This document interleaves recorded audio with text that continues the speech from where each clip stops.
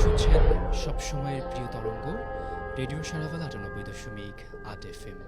আপনারা সবাই অধীর আগ্রহে বসে থাকেন বৃহস্পতিবার এই রাতের আয়োজন শোনা এবং দেখবার জন্য। হ্যাঁ প্রিয় দর্শক এবং শ্রোতা, যে যেখান থেকে টিউন করে আছেন গাইবান্ধার একমাত্র কমিউনিটি রেডিও রেডিও সারাভাল ৯৮.৮ FM, সবাইকে স্বাগত জানাচ্ছি রেডিও সারাভালার সাপ্তাহিক ভৌতিক গল্প অবলম্বনে অনুষ্ঠান ভূত বেলাতে। আর আজ ভূতবেলা অনুষ্ঠানটি নিয়ে আপনাদের সাথে আছি আমি বোরহান কবির।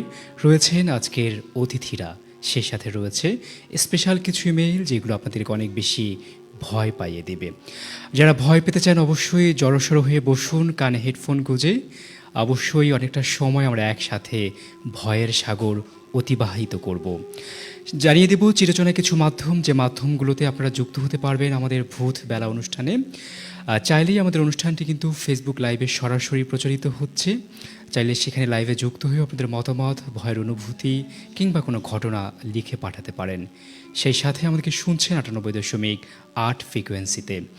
তো অনেক ভয় যারা পেতে চান, আবারও বলছি জড়সড় হয়ে হেডফোন কানে গুঁজে বসুন, আমাদের সাথে পুরোটা সময় থাকুন।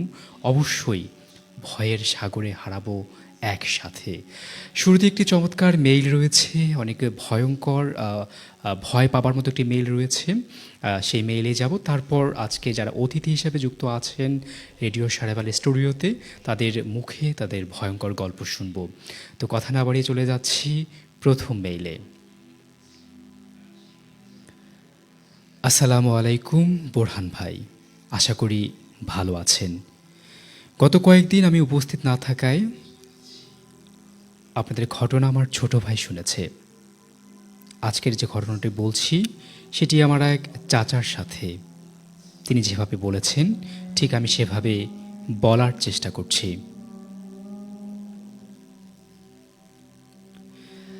আমি যখন ক্লাস 1-এ পড়ি তখন আমার বয়স ছিল 5 থেকে 6 বছর। আমাদের বাড়ির পাশে একটি মসজিদ আছে। সেই মসজিদের ওখানে একটি কবরস্থান আছে, আর সেই কবরস্থানটির নাম ময়না। এমন অনেক বিকেলবেলা আমরা তেঁতুল পাড়তে গাছে উঠি। হঠাৎ করে আমার কি যেন মনে হলো আমি সেখান থেকে মসজিদের টিনে প্রস্রাব করলাম। সেখান থেকে পানি ধরধর করে টিনের উপরে পড়ে, মজাই লাগে, সেজন্য বারবার প্রস্রাব করতে লাগলাম। একাধিক হওয়ার যোগ করার পরে আমি কি করেছি, আমার নিজের শক্তি হারিয়ে ফেলি এবং গাছ থেকে নামতে পারি না। প্রায় সন্ধ্যা হয়ে যায়। তখন আমার মা অনেক খোঁজাখুঁজি করে আমাকে না পেয়ে আমার চাচা ও বড় আব্বুদের ডেকে আমাকে গাছ থেকে নামায়। এরপর রাতের বেলা যখন আমার খাওয়া দাওয়া শেষ করে শুয়ে যাই, মাঝরাতে মনে হচ্ছে যে কেউ আমাকে রোড রোলার ও রাস্তার ভিতরে ফেলে ডলছে। এমত অবস্থায় আমি অনেক চিল্লাচিল্লি করি। আচ্ছা, তিনি এ সময় অনেক বেশি ভয় পান এবং চিল্লাচিল্লি করেন। ঠিক এমন সময় তার মা বাবা পাশে যারা ছিলেন তারা আসেন এবং মসজিদের পাশের হুজুরকে ডেকে আনা হয় এবং ঝাড়ফুঁক করে। এরপর ঘন্টা দুয়েক ভালো থাকে। এরপর মাঝরাতে আবার এরকম হয়। পরে অনেক কবিরাজকে ডাকে, ঝাড়ফুঁক করে, বাড়ি বন করে, তাতেও কোনো কাজ হয় না। তখনকার সময় প্রায় ১.৫ লক্ষ টাকা খরচ হয় আমার পিছনে। এরপরও আমি ঠিক করছিলাম না, এজন্য আমি আমার আব্বুর সাথে রাতে ঘুমাই। হঠাৎ নাকি আমি রাতে একা একা হাঁটতে হাঁটতে কবরস্থানের পাশে এসে দাঁড়াই এবং একা একা হাসতে থাকি। এমত অবস্থায় আমার বড় আপু আমার পেছনে পেছনে আসে এবং আমাকে কোলে করে নিয়ে বাড়ি যায়। এরপর আর ঘন্টার মতো আমি আবার ঘুমাই।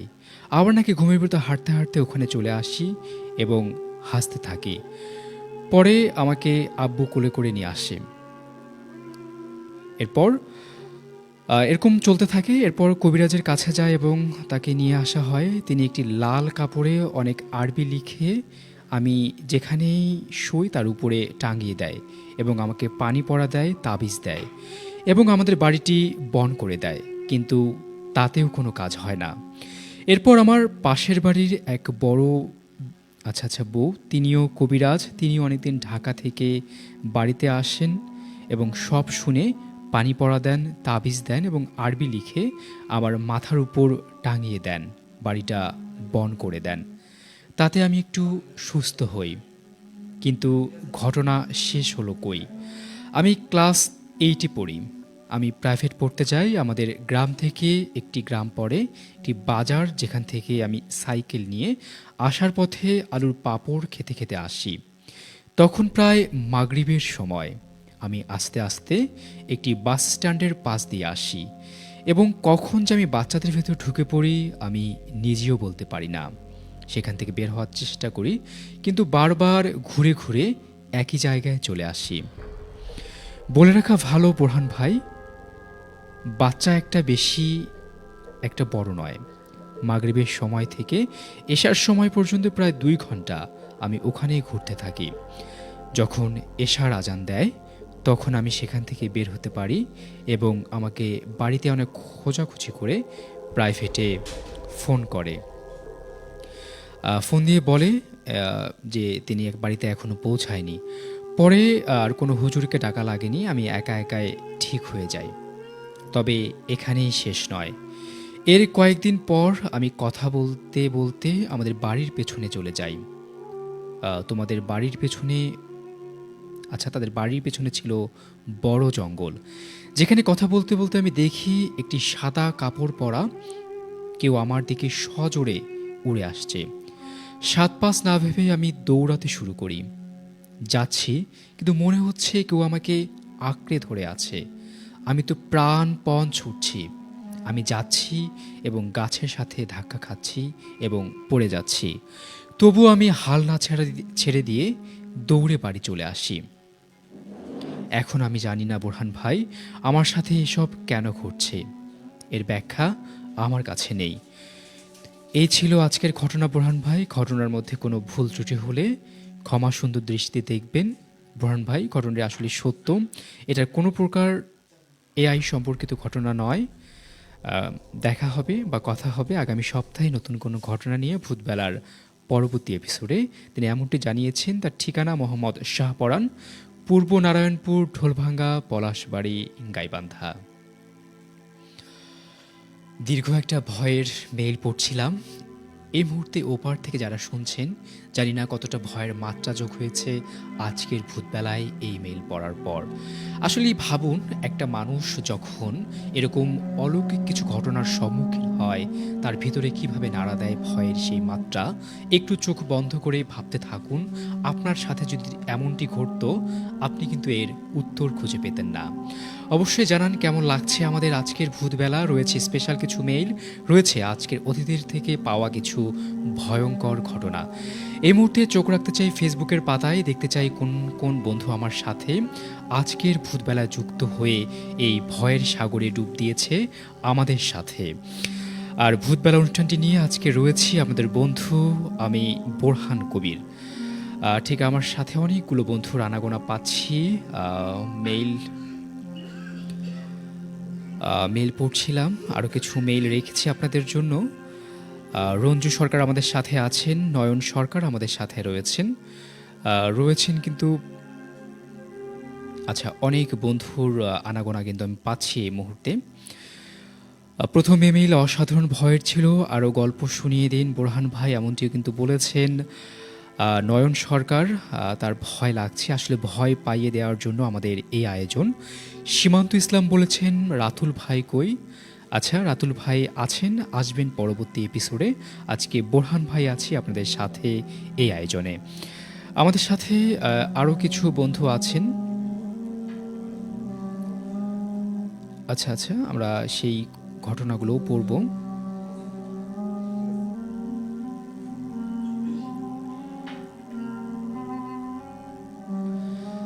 আমাদের সাথে আজকের অতিথিও আছেন, আমরা অতিথির কথায় যাব, তবে তার আগে আরও কিছু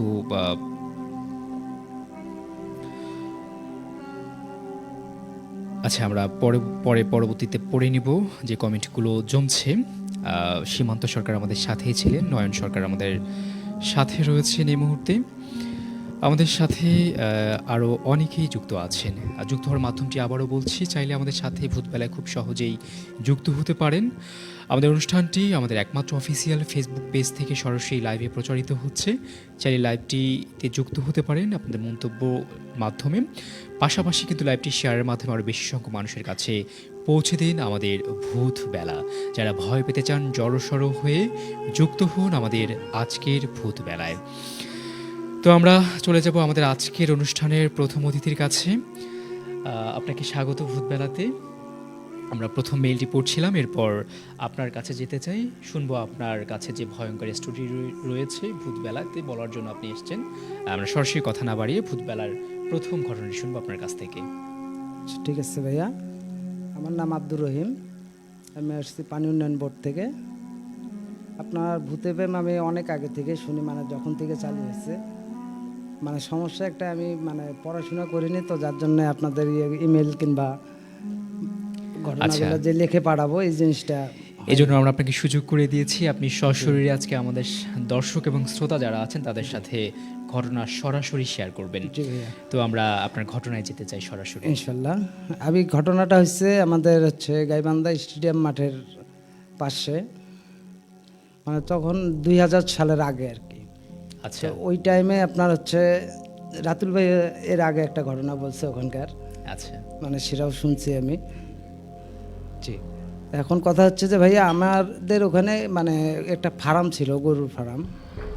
তো ওই দিন রাত্রে মানে ঘটনার রাত্রেবেলা আপনার টিপ টিপ করে বৃষ্টি পড়তেছে। আর আগে কিন্তু ভাইয়া মানে আপনার ঘর ছিল, কিন্তু কথা হচ্ছে যে সোনের ঘর। মানে আগে কিন্তু মানে টিন কিংবা অন্য কিছু মানে ব্যবহার করতো মানুষ খুব কম। তারপরে আপনার ওখানে এমন একটা ঘটনা ঘটছে, বিদেশি ঘাসগুলো আছে না ভাইয়া, ঘাসের, জি, এই ঘাসগুলো না আপনার মানে লাগানো ছিল গরুকে খাওয়ার জন্য। আচ্ছা, তা তখন আপনার একটা গরু, মানে লাল গরু, মানে পুরো মানে এমন দৌড়াদৌড়ি শুরু করছে মানুষ, মানে আমরা মনে করতেছি গরু অথবা মানে বাঁধন ছিঁড়ে আপনার দৌড়াদৌড়ি করতেছে। আচ্ছা, কিন্তু পরবর্তীতে আমরা মানে দেখতে পারলাম ওটা গরু নয়, গরু নয়, অন্য একটা মানে জেন বলেন কিংবা কোনো বলেন, সেরকম একটা মানে দৌড়াদৌড়ি করতেছে। কিন্তু পরক্ষণ আমি, মা, আমার বোন ছিলাম আমরা ঘরে। আমরা আর বের হওয়ার সাহস পাচ্ছিলাম না। আচ্ছা, মানে এত একটা ভয়ঙ্কর জায়গা ওইটা। মানে আগে আপনার ওই দুপুরে যে আজানটা দেয় না, আজানের আগ থেকে মনে করেন একটা লোক খুঁজে পাওয়া যায়নি ওই এলাকাটাতে। মানে এত একটা ভয়ঙ্কর, আপনি মাটি যদি খোঁড়েন তাও মনে করেন আপনার মানে হাড্ডি পাওয়া যায়, আচ্ছা, এমন একটা জিনিস। তারপরে আপনার ওখানে একটা সার্কেস নিতে চাইছিল, কিন্তু সার্কেসের মানে পশু পাখি আপনার ওখানে ঢুকাইতেই পারেনি। মানে এমন একটা সিরিয়াস জায়গা। তো ওখান থেকে আপনার মানে আমরা যে ঘরটা ছিলাম, ঘরটার যে চাল আছে, ওই চালটাতে মনে করেন যে কোনো একটা লোক উঠলে মনে করেন যে সে নিচে পড়ে যাবে। কিন্তু এমন একটা ভয়ঙ্করভাবে আসছে, মনে করেন যে পাড়া দিয়ে দিয়ে আসতেছে, মনে হয় যে একদম ডেবে যাচ্ছে। এসে ওখানে মানে একটা পেশাব করে যে দিছে, ওই জায়গাটা মনে করেন এখনও স্পট আছে। আচ্ছা, মানে এখনও যে ওই ঘরের ভিতরে আপনার পরে নাশতারি করছিল, ওই জায়গাটা মাটি ফেলছিল, কিন্তু তারপরেও আপনার মনে করেন যে জায়গাটায় ওই মানে মুছতে পারেনি, মানে দাগটা এখনও আছে, এখনো রয়ে গেছে। জি, আপনারা যদি দেখতে চান আমার সঙ্গে যোগাযোগ করলে আমি আপনাদেরকে ওই জায়গাটায় নিয়ে যেতে পারবো এবং দেখাইতেও পারবো। আচ্ছা, তো এইভাবে মানে প্রথম মানে ধাপটা মানে পার হওয়ার পরে একদিন রাত্রেবেলা আমি মনে করেন যে ওখানে একটা শিমুল গাছ ছিল, বিশাল বড় শিমুল গাছ। আপনারা যদি দুইজন মিলে ধরি তাও মানে আমরা পাবো না, মানে তো মানে ধরতে পারবো না। আচ্ছা, তারপরে মনে করেন ওখানে থেকে মানে একটা সাপ ছিল বড় কালো, মানে দাড়ি ছিল, মোচ ছিল সাপটা এইরকম। আমরা দেখে মনে করেন যে ভয় করছি, পরবর্তীতে আর ওখানে আমরা যাই না যাওয়ার ফলে মনে করেন আমার একটু সমস্যা হয়েছিল, মানে আমি হঠাৎ করে দেখে ফেলছি, ভয় পেয়ে গেছিলাম আর কি। তো ভয় পাওয়ার পরে আপনার যখন পরে আমাদের এক হুজুর আছে, ওই যে পানি উন্নয়ন বোর্ডের হুজুর, উনি আমাকে পরে ঝাড়া দিয়ে দিছিল। ঝাড়া দেওয়ার পরে ইনশাল্লাহ আর পরে কোনো কিছু হয়নি। আরও ঘটনা আছে ভাই, এই আমার প্রথম ঘটনা।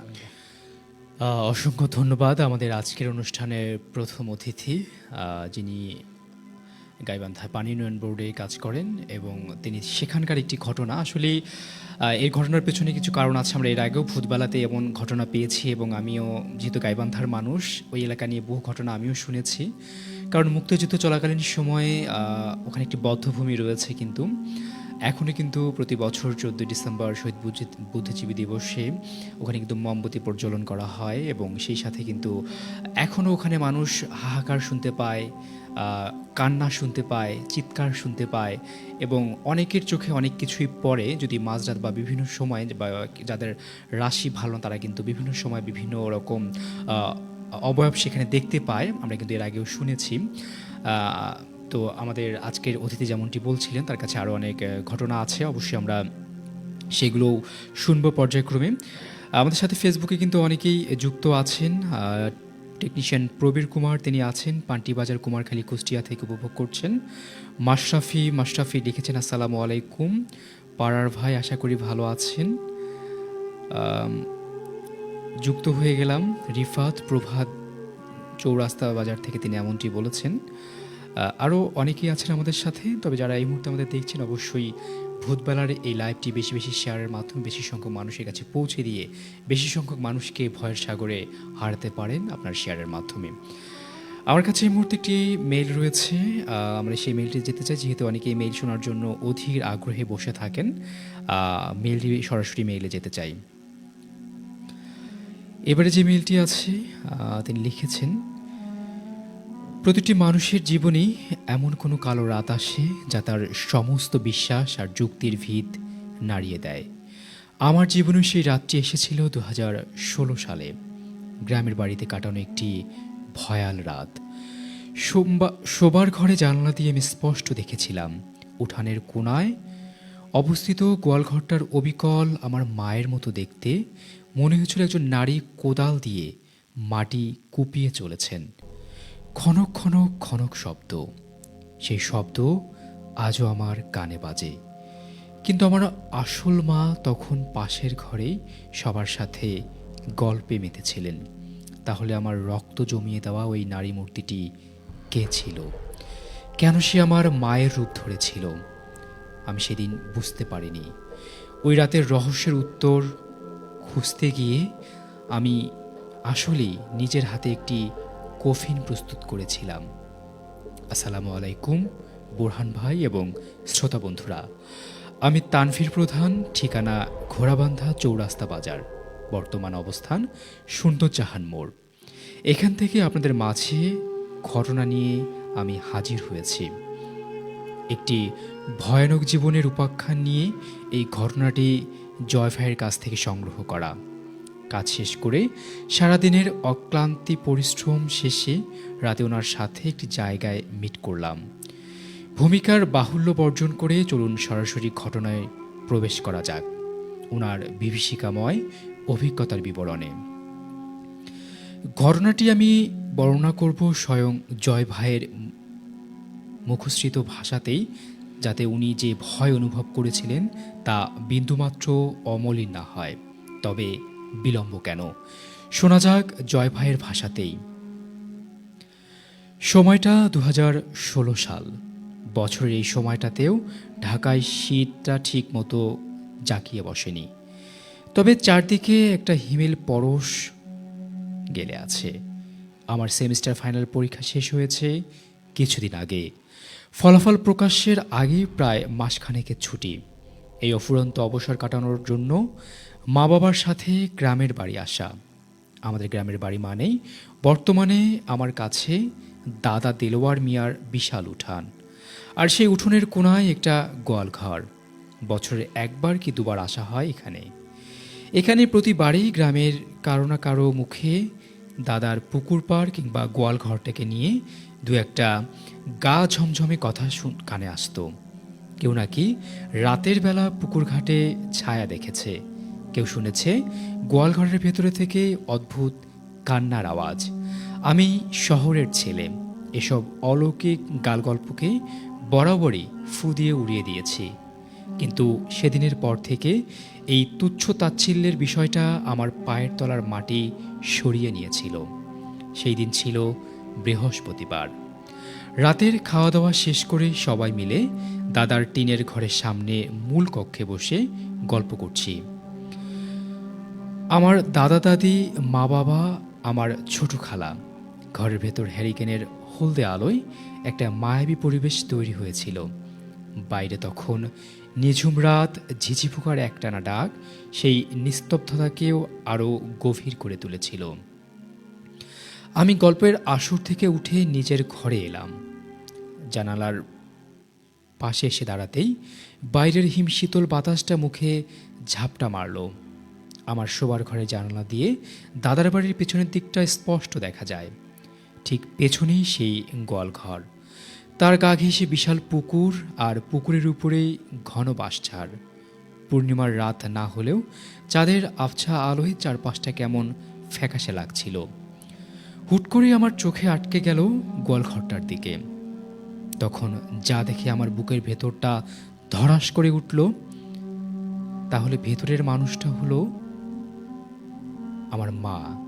কোদাল দিয়ে এক নাগাড়ে মাটি কুপিয়ে চলছেন। খনক খনক খনক খনক একটানা শব্দটা রাতের নিস্তব্ধতাকে ছেড়ে দিচ্ছিল। আমি স্তব্ধ হয়ে গেলাম। আমার মা এই রাতে গোয়াল মাটি কোপাচ্ছেন? অসম্ভব। আমার মা বরাবরই একটু আরাম প্রিয়। গ্রামের বাড়ির কাজ বলতে তিনি এক গ্লাস পানিও নিজে ঢেলে খান না। দাদা দাদি কতবার রাগারাগি করে ওনাকে দিয়ে সামান্য কাজটুকু করাতে পারেন না। সেই কিনা আজ একা একা গোয়াল ঘরের ভিতরে মাটি খুঁড়ছে, তাও এমন অদ্ভুত, যেন কোনো ঘোরের মধ্যে আছে। আমি কয়েকবার চোখ কষলে নিলাম। না, চোখের ভুল নয়। চাঁদের আবছা আলোয় অবয়বটা স্পষ্ট। পরনের শাড়িটাও হুবহু আমার মায়ের। কিন্তু কি এমন আছে ওখানে যে আমার মা সব লজ্জা শরম ভুলে এমন একটা কাজে মগ্ন হয়ে গেলেন? আমার মাথায় হাজারটা প্রশ্ন কিলবিল করতে শুরু করলো। ভাবলাম গিয়ে দেখি ব্যাপারটা কি। জানালা থেকে সরে এসে আমি দরজা খোলার জন্য সামনের ঘরের দিকে পা বাড়ালাম। যে কক্ষে সবাই মিলে গল্প করছিল সেই ঘরের চৌকাঠে পা রাখলাম। মা এই আমার শরীর বিয়ে একটা হিমশীতল স্রোত বয়ে গেল। পায়ের নিচের মাটি যেন এক মুহূর্তেই সরে গেল। আমি যা দেখলাম তা এতক্ষণে বিশ্বাসকে দুমড়ে মুচড়ে দেওয়ার জন্য যথেষ্ট ছিল। আমার মা, আমার খালা, দাদা, দাদি, বাবা সহ বাকিদের সাথে ঠিকঠাক আগের মতোই গল্পে মেতে আছেন। হেরিকেনের আলোয় তার মুখটা ঝলমল করছে। তিনি খালার কথায় খিলখিল করে হেসে উঠলেন। আমার মাথাটা ভো ভো করতে শুরু করলো। তাহলে তাহলে গোয়াল ঘরে ওটাকে অবিকল আমার মায়ের মতো দেখতে ওই তীব্র আক্রোশে মাটি কুপিয়ে চলা নারী মূর্তিটাকে কে, যাকে দেখে আমার গলা শুকিয়ে কাঠ? আমি কি তাহলে ভুল দেখেছি, নাকি আমার মস্তিষ্ক আমার সাথে কোনো ভয়ঙ্কর কোনো খেলা খেলছে? কাউকে কিছু বলতে পারলাম না।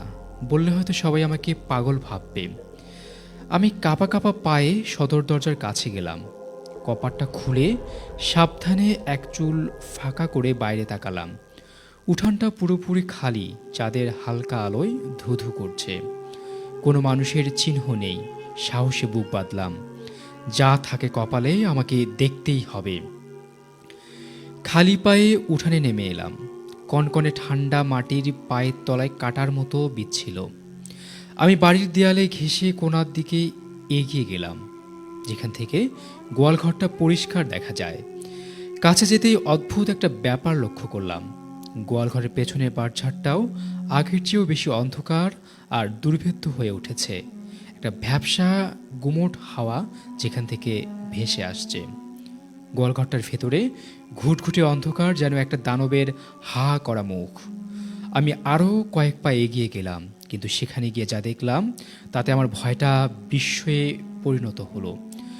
গোয়ালঘরের সামনে না আছে কোনো মানুষ, না আছে সেই কোদালটা, আর না আছে এক খোঁড়া মাটি। সব কিছু একেবারে স্বাভাবিক, পরিপাটি। এখানে কিছুই ঘটেনি, এক বিন্দু মাটিও সরেনি। তাহলে আমি কি দেখলাম, কয়েক মিনিটের ব্যবধানে সব কিছু উধাও হলো কিভাবে? এটা কি শুধুই আমার চোখের ভুল, নাকি অল্প আলোয় অন্য কাউকে আমার মা বলে ভ্রম হয়েছিল? হাজারটা যুক্তি দিয়েও মনকে বোঝানোর চেষ্টা করলাম, হয়তো কোনো গ্রামবাসী গোবর সারের জন্য মাটি নিচ্ছিল, আমাকে দেখে ভয়ে পালিয়ে গেছে। কিন্তু মন মানছিল না, অবয়বটা যে হুবহু আমার মায়ের মতো। আমি আর এক মুহূর্ত দাঁড়ালাম না, প্রায় দৌড়ে ঘরে ফিরলাম। আমার ফ্যাকাশে মুখ দেখে জিজ্ঞেস করলেন, কিরে, শরীর খারাপ নাকি? আমি কোনো মতো মাথা নেড়ে না বলে নিজের ঘরে এসে কম্বল জড়িয়ে শুয়ে পড়লাম। কিন্তু সেই রাতে ঘুম আমার জন্য হারাম হয়ে গিয়েছিল। বারবার চোখের সামনে ভেসে উঠছিল দুটো দৃশ্য।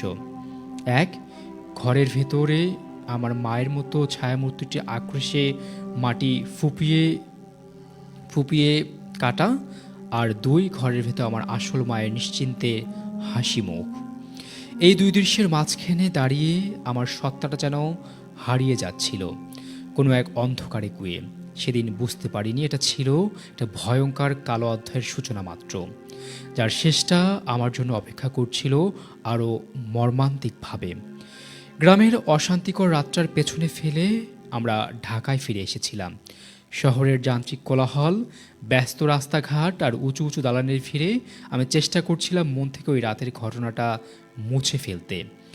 ভেবেছিলাম হাজারো ব্যস্ততার চাপে হয়তো স্মৃতিটা একসময় ফিকে হয়ে যাবে, যেমনটা পুকুরের পানিতে ঢিল ছুড়লে তৈরি হওয়ার ঢেউ একসময় মিলিয়ে যায়।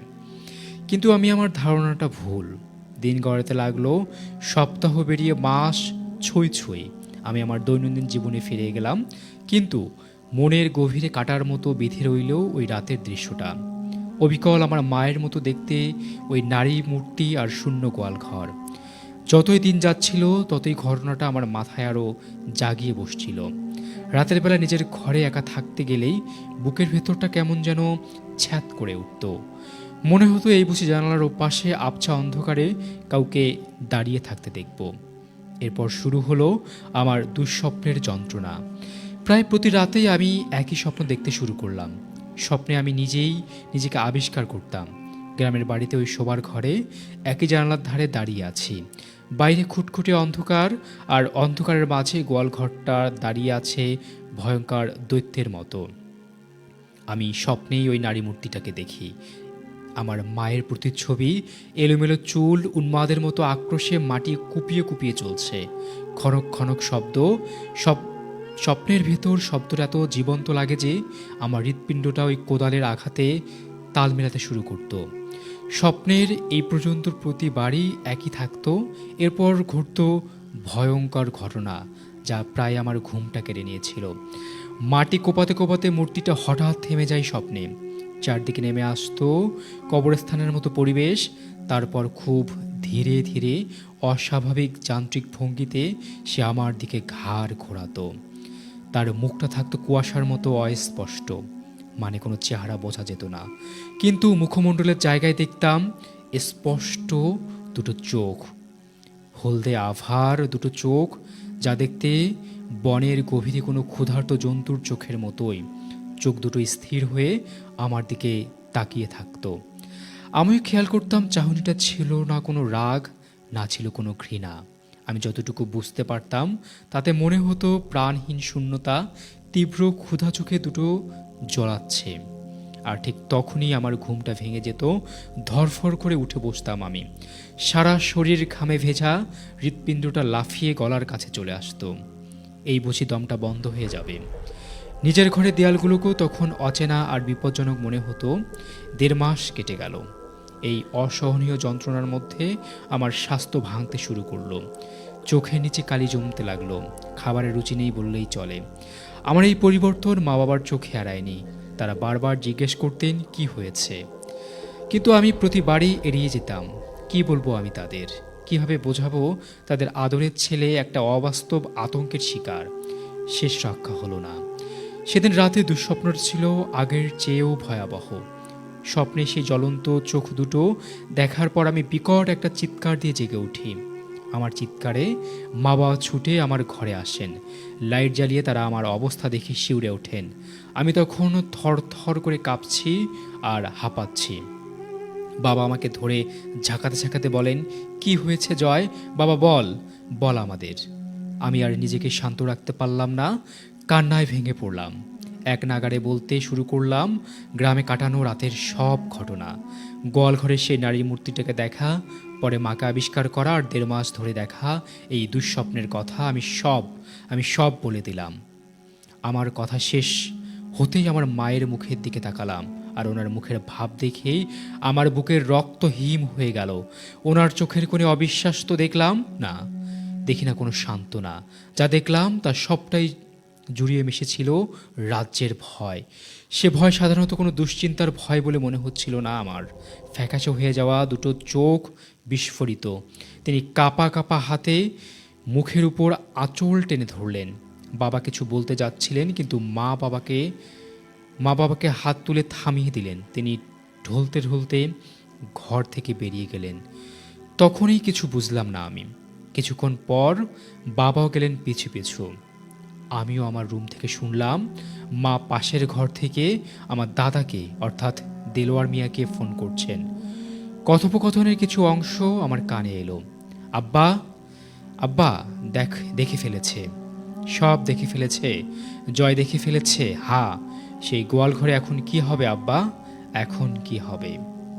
ফোনের বাকি কথাগুলো আমি আর শুনতে পেলাম না, কিন্তু ওই কয়েকটা বাক্যই আমার ভিতরে হাজারটা নতুন প্রশ্নের জন্ম দিল।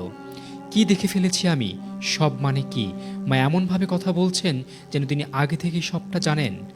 ফোন রেখে মা যখন ফিরলেন, তার চেহারা দেখে মনে হচ্ছিল তিনি যেন এক মুহূর্তে 10 বছর পুড়িয়ে গেলেন। বাবার দিকে তাকিয়ে একটা কথাই বললেন, আমাদের কাল সকালেই গ্রামের বাড়ি যেতে হবে। বাবার মুখেও এবার চিন্তার ছাপ। তিনিও কোনো বিরক্তি করলেন না, শুধুমাত্র একবার আমার দিকে অসহায় দৃষ্টিতে তাকিয়ে নাড়ালেন। সব রাতে আর কেউ ঘুমাতে পারলাম না। সারা বাড়ি জুড়ে চলন দ্রুত কোচ গাছের শব্দ। আমি আমার বিছানায় বসে রইলাম জীবন্ত পাথর হয়ে। আমার ভয়টা তখন আর শুধু আমার একার ছিল না, সেই সংক্রমিত হয়েছে আমার পুরো পরিবার। আমি বুঝতে পারছিলাম আমি এমন এক রহস্যের দরজায় টোকা দিয়ে ফেলেছি, যার উপরে অপেক্ষা করছে আমার পরিবারের কবর দেওয়া কোনো এক ভয়াল অতীত। পরদিন সকালে দেখলাম বাড়িতে অভূতপূর্ব ব্যস্ততা। মা বাবা দুজনেই প্রায় তৈরি। গাড়ির অভ্যন্তরে অসহনীয় স্বস্তিতে নিস্তব্ধতা বিরাজ করছিল।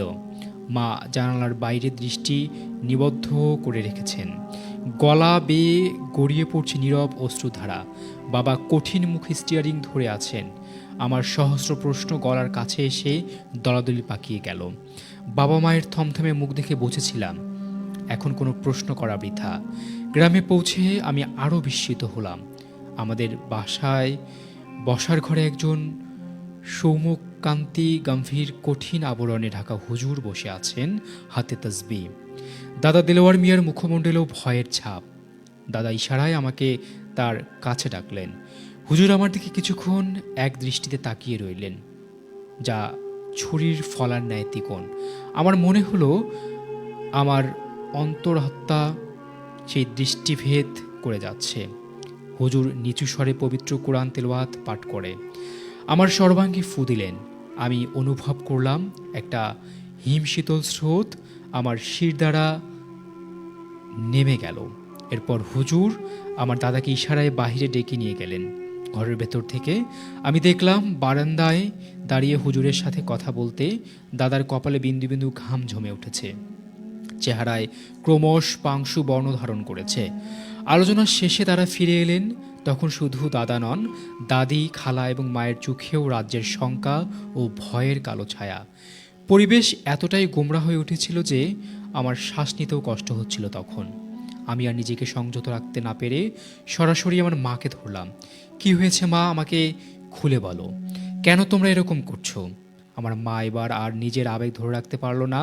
তার এতদিনের চেপে রাখা ভয়, যন্ত্রণা, আতঙ্ক বাঁধ ভাঙা বন্যার মতো বেরিয়ে আসে। তিনি জয়ের বলে ফাটা আত্মনাদ করে জ্ঞান হারিয়ে মাটিতে লুটিয়ে পড়লেন। বাড়ির সকলে কি হলো ছুটে এসে তাকে ধরাধরি করে বিছানায় শুয়ে দিল। বাড়িতে একটা তুমুল আলোড়ন সৃষ্টি হয়। দ্রুত চিকিৎসক ডেকে আনা হয়। তিনি এসে পরীক্ষা করে জানালেন মা তীব্র মানসিক চাপ ও আকস্মিক আতঙ্কের ফলে জ্ঞান হারিয়েছেন। চিকিৎসকটি ঘুমের ইঞ্জেকশন দিয়ে কিছু ওষুধ লিখে দেন। অচেতন মায়ের পাশে নির্বাক হয়ে বসে আছি। পুরো বাড়িটা যেন ভূতের ছায়ায় ডুবে আছে। এমন সময় আমার দাদা দেলোয়ার মিয়া একটা ক্লান্তিকর দীর্ঘশ্বাস ফেলে আমার পাশে এসে বসলেন। চোখে মুখে বহু বছরের পুরনো কষ্ট আর অনুশোচনার ছাপ। তিনি আমার মাথায় হাত রেখে ভগ্নস্বরে বললেন, আমার ভুলের প্রায়শ্চিত্ত আমার বংশধরদের করতে হচ্ছে, আর গোপন করে লাভ নেই। আজ এই ইতিহাসের কথা তোমাদের বলা প্রয়োজন। আমি দাদার মুখের দিকে তাকালাম। চোখে ছলছল করছে। দাদার অতীতের পাতা উল্টাতে শুরু করলেন। এই উপাখ্যানের সূচনা থেকে বহু বছর পূর্বে 1981 থেকে 82 সাল নাগাদ। তখন তোমার মা মেহরুন নিতান্তই বালিকা। আমার 3টা কন্যা ছিল। বড়টা পারুল, মাঝখানেরটা মেহরু আর ছোটটা শাহানা। 3 বোনের মধ্যে যেমন গলায় গলায় ভাব ছিল, তেমনি সামান্য কারণে মাঝে মাঝে তুমুল ঝগড়াঝাটিও বেঁধে যেত। আমি তখন তরুণ। ক্ষেত খামারে কঠোর পরিশ্রম করতাম। যেদিন কাজ সেরে বাজার করে তাদের জন্য বাতাসা মিঠাই আনতে ভুলে যেতাম, সেদিন 3 বোনের সমবেত কান্নায় বাড়িতে মাথায় উঠত। জ্যৈষ্ঠের সেই দ্বিপ্রহরে সূর্য আকাশ থেকে আগুন বর্ষণ করেছিল। ক্ষেতের কাছে শরীর আর মেজাজ দুটিই ছিল রুক্ষ। বিরক্ত হয়ে বাড়ি ফিরলাম।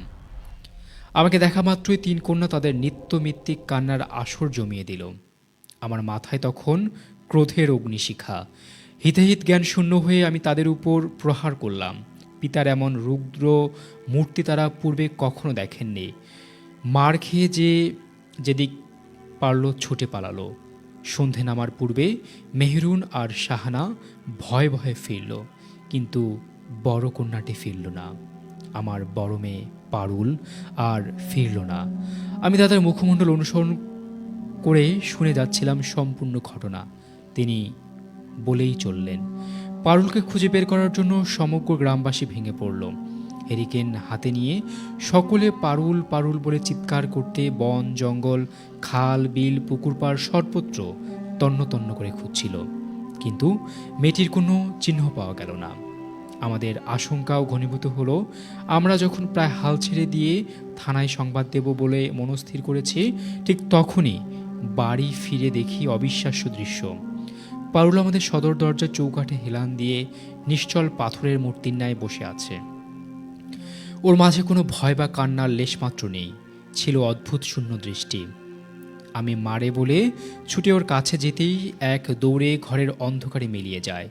আমি পিছু পিছু ঘরে প্রবেশ করে যা দেখলাম তাতে আমার রক্ত হিম হয়ে যায়।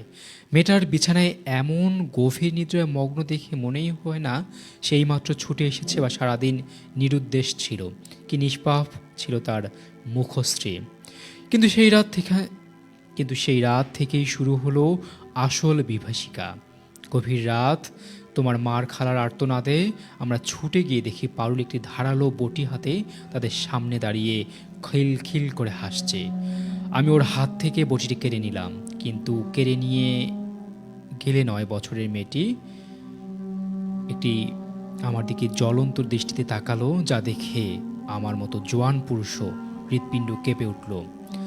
দিনের আলোয় মেয়েটি সম্পূর্ণ স্বাভাবিক থাকত, কিন্তু সন্ধ্যা নামলেই তার শরীরটা উপরে যেন অশুভ শক্তি ভর করত। সে একা একা পুকুর পাড়ের দিকে তাকিয়ে চুপচাপ বসে থাকত, কি সব ভাষায় কথা বলতো, আর মাঝে মাঝে অস্বাভাবিক হাসিতে ফেটে পড়ত। কখনো দেখতাম সে খাটের নিচে বসে শূন্য মেঝেতে নখ দিয়ে আঁচড় কাটছে। জিজ্ঞেস করলে বলতো, সোনা খুঁজি, অলংকার খুঁজি, অনেক ধন সম্পদ খুঁজি। তার এই সমস্ত অলৌকিক কাণ্ড কারখানা দেখে আমার ভয়ে দিশেহারা হয়ে পড়লাম। দাদার কণ্ঠস্বর অতীতের অন্ধকারে আরও প্রবেশ করল। কন্যার এই দৈনন্দিন পরিবর্তন আর এই ভূতের আচরণ আমি আর স্থির থাকতে পারলাম না। অবশেষে বহু অনুনয় বিনয় করে পাশের গ্রাম থেকে এক প্রখ্যাত হুজুরকে নিয়ে আসতে সক্ষম হলাম। হুজুরের নাম ছিল দুলাল। আল্লাহওয়ালা জ্ঞানী ব্যক্তি হিসেবে তার যথেষ্ট খ্যাতি। দুলাল হুজুর আমাদের গৃহে পদার্পণ করে পারুলকে দেখে কিছুক্ষণ স্তব্ধ হয়ে রইল। হুজুরের কপালে গভীর চিন্তার রেখা। তিনি পারুলের সাথে কয়েকটি কথা বললেন এবং পারুল এমন সব উত্তর দিল যা শুনে সবাই হতবাক হয়ে গেলাম। এরপর হুজুর আমাদের উনার কাছে ডেকে বললেন, দেলোয়ার, আপনার কন্যার উপর যে ভর করেছে সে কোনো সাধারণ প্রেতাত্মা নয়, সে এক অতি শক্তিশালী অনিষ্টকারী জিন যার নাম হুরা। সে মানুষের শরীরের অভ্যন্তরীণ অঙ্গ প্রত্যঙ্গ ভক্ষণ করতে ভালোবাসে। ওই দিন রাতে বাঁশঝাড়ের নিকট, অর্থাৎ হারিয়ে যাওয়ার দিন সন্ধ্যায় যে আপনি কন্যাকে একাকে পেয়েছিলেন, সেই থেকে তার উপর আত্মা ভর করেছে। এই প্রকার জিন আয়ত্তে আনা প্রায় অসাধ্য। কেবল আল্লাহর অশেষ করুণা ছাড়া হুজুরের কথায় আমাদের আত্মা শুকিয়ে গেল। সেদিন রাতেই হুজুর তার কাছে কাজের প্রতি হলেন না। ঘরের সমস্ত দরজা জানলা বন্ধ করে দেওয়া হলো। ঘরের চারকোণে পবিত্র আয়াতে লেখা কাগজ টানিয়ে দেওয়া হলো। একটি চক্রের মধ্যে পারুলকে বসানো হলো এবং হুজুরের আসনে বসে চোখ বন্ধ করে দোয়া দরুদ পাঠ করতে শুরু করলেন। কিছুক্ষণ পরেই ঘরের পরিবর্তন হতে শুরু করলো। ঘরের তাপমাত্রা অস্বাভাবিক হ্রাস পেতে শুরু করলো এবং সমস্ত বাতি নিভে গেল। হেরিকেনের শিখাটাও এমনভাবে কাঁপতে লাগলো যে এক্ষুনি নিভে যাবে সেটা। সমস্ত ঘরটি এক প্রকার পচা আর ভ্যাপসা গন্ধে পরিপূর্ণ হয়ে গেল। আর তখনই আমরা শুনলাম অপ্রত্যাশিত সেই কণ্ঠস্বর। পারুলের ছোট্ট শরীরটা স্থির হয়ে বসে থাকলো। সমগ্র ঘরটি কর্কশ এক পুরুষের কণ্ঠস্বরে গম গম করে উঠল। হুজুর সেই কণ্ঠ শুনে বিচলিত হলেন না। তিনি শান্ত স্বরে বললেন, তুই যেই হোস, এই নিষ্পাপ শিশুটির শরীর ত্যাগ করে চলে যা। প্রত্যুত্তরে সেই জিন হঠাৎ কোনো ক্রোধ প্রকাশ না করে বিদ্রুপ মাঝখানে শীতল কণ্ঠে বলল, চলেই তো যাব, কিন্তু তুই এক সামান্য মর্তের জীব, আমাকে আক্রমণ করেছিস, অপমান করেছিস। তার কনিষ্ঠ পুত্রটি পানিতে ডুবে প্রাণ হারাবে। যা যা আরও বিদ্যা সঞ্চয় করে আয়, আমি তোকে পাপী হিসাবেই দেখতে এসেছি। জিনের এই আধ্যাত্মিক দুলাল হুজুর ক্রুদ্ধ হলেন। তিনি হুঙ্কার দিয়ে বললেন, আল্লাহর গজবের শয়তান, আমি তোকে শেষবারের মতো সাবধান করছি। স্বেচ্ছায় এ স্থান ত্যাগ কর, নতুবা এই আধ্যাত্মিক শক্তি দ্বারা তোকে চিরদিনের জন্য বোতলে বন্দি করব। হুজুরের কথায় জিনটি হো হো করে হেসে উঠল। সে ঘরের চাল পর্যন্ত কাঁপিয়ে দিল। হাসি থামিয়ে বলল, বেশ, করিস না হয় বন্দি, কিন্তু এই স্পর্ধার অপরাধে তোর যুবতী স্ত্রী শয্যাশয়ী হয়ে মৃত্যুবরণ করবে। হুজুর এবার প্রচণ্ড ক্রোধে উনার চূড়ান্ত প্রক্রিয়া শুরু করলেন। ঠিক সেই মুহূর্তে পারুল এমন এক মর্মভেদ আর্তনাদ করে উঠল যা শুনে আমার বুকের ভেতরটা দুমড়ে মুচড়ে গেল। আমার ভয়ানক পিতৃস্নেহ সেই মুহূর্তে সমস্ত যুক্তি বুদ্ধি বিসর্জন দিলেন। আমি পারুল বলে চিৎকার করে ছুটে গিয়ে হুজুরের দেওয়া চক্রের মধ্যে প্রবেশ করলাম। আমার কন্যাকে জড়িয়ে ধরলাম এবং দ্রুত হেরিকেনের আলো বাড়িয়ে দিলাম। আলো জ্বলে উঠতেই সব শান্ত হয়ে গেল। পারুল তখনই আমাকে ধাক্কা দিয়ে দৌড়ে যায়। পুকুরের দিকে থাকা দরজার সামনে দাঁড়িয়ে ঘুরে আবার আমাদের দিকে মুখ করে থাকে। পারুলের মুখে কেমন যেন হাসি। সে তার নিজের শিশুসুলভ কণ্ঠে স্পষ্ট উচ্চারণে বলল, নির্বোধ দেলোয়ার, ওই মাথা মোটা দুলালের চেয়েও বড় নির্বোধ তুই। তুই ওর কাজটা নষ্ট করে দিলি। যা, তোর এই ভুলের মাসুল দেবে যে এখনো তোদের মাঝে উপস্থিত নেই। এইটুকু বলেই দাদা থামলেন। চোখটা ভিজে যায় এর পরনার পানিতে। তার স্বরটা কান্নায় রুদ্ধ হয়ে আসে। তিনি ভগ্ন কণ্ঠে বলেন, আমার তখন ভেবেছিলাম হুরা বুঝি পারুলের কথাই বলছে, কারণ সেই রাতের পর থেকে মেয়েটা চোখের সামনে শুকিয়ে যেতে লাগলো। খাওয়া দাওয়া ত্যাগ করলো, দিনরাত শূন্য দৃষ্টিতে চেয়ে থাকতো। সময়ের স্রোতে জীবনের কলঙ্কে জীবনে তিনি কঙ্কালে পরিণত হয়েছিল। ঠিক 13 দিন পর সকালে আমরা পারুল আমাদের সকলকে ছেড়ে পরলোকে চলে গেল।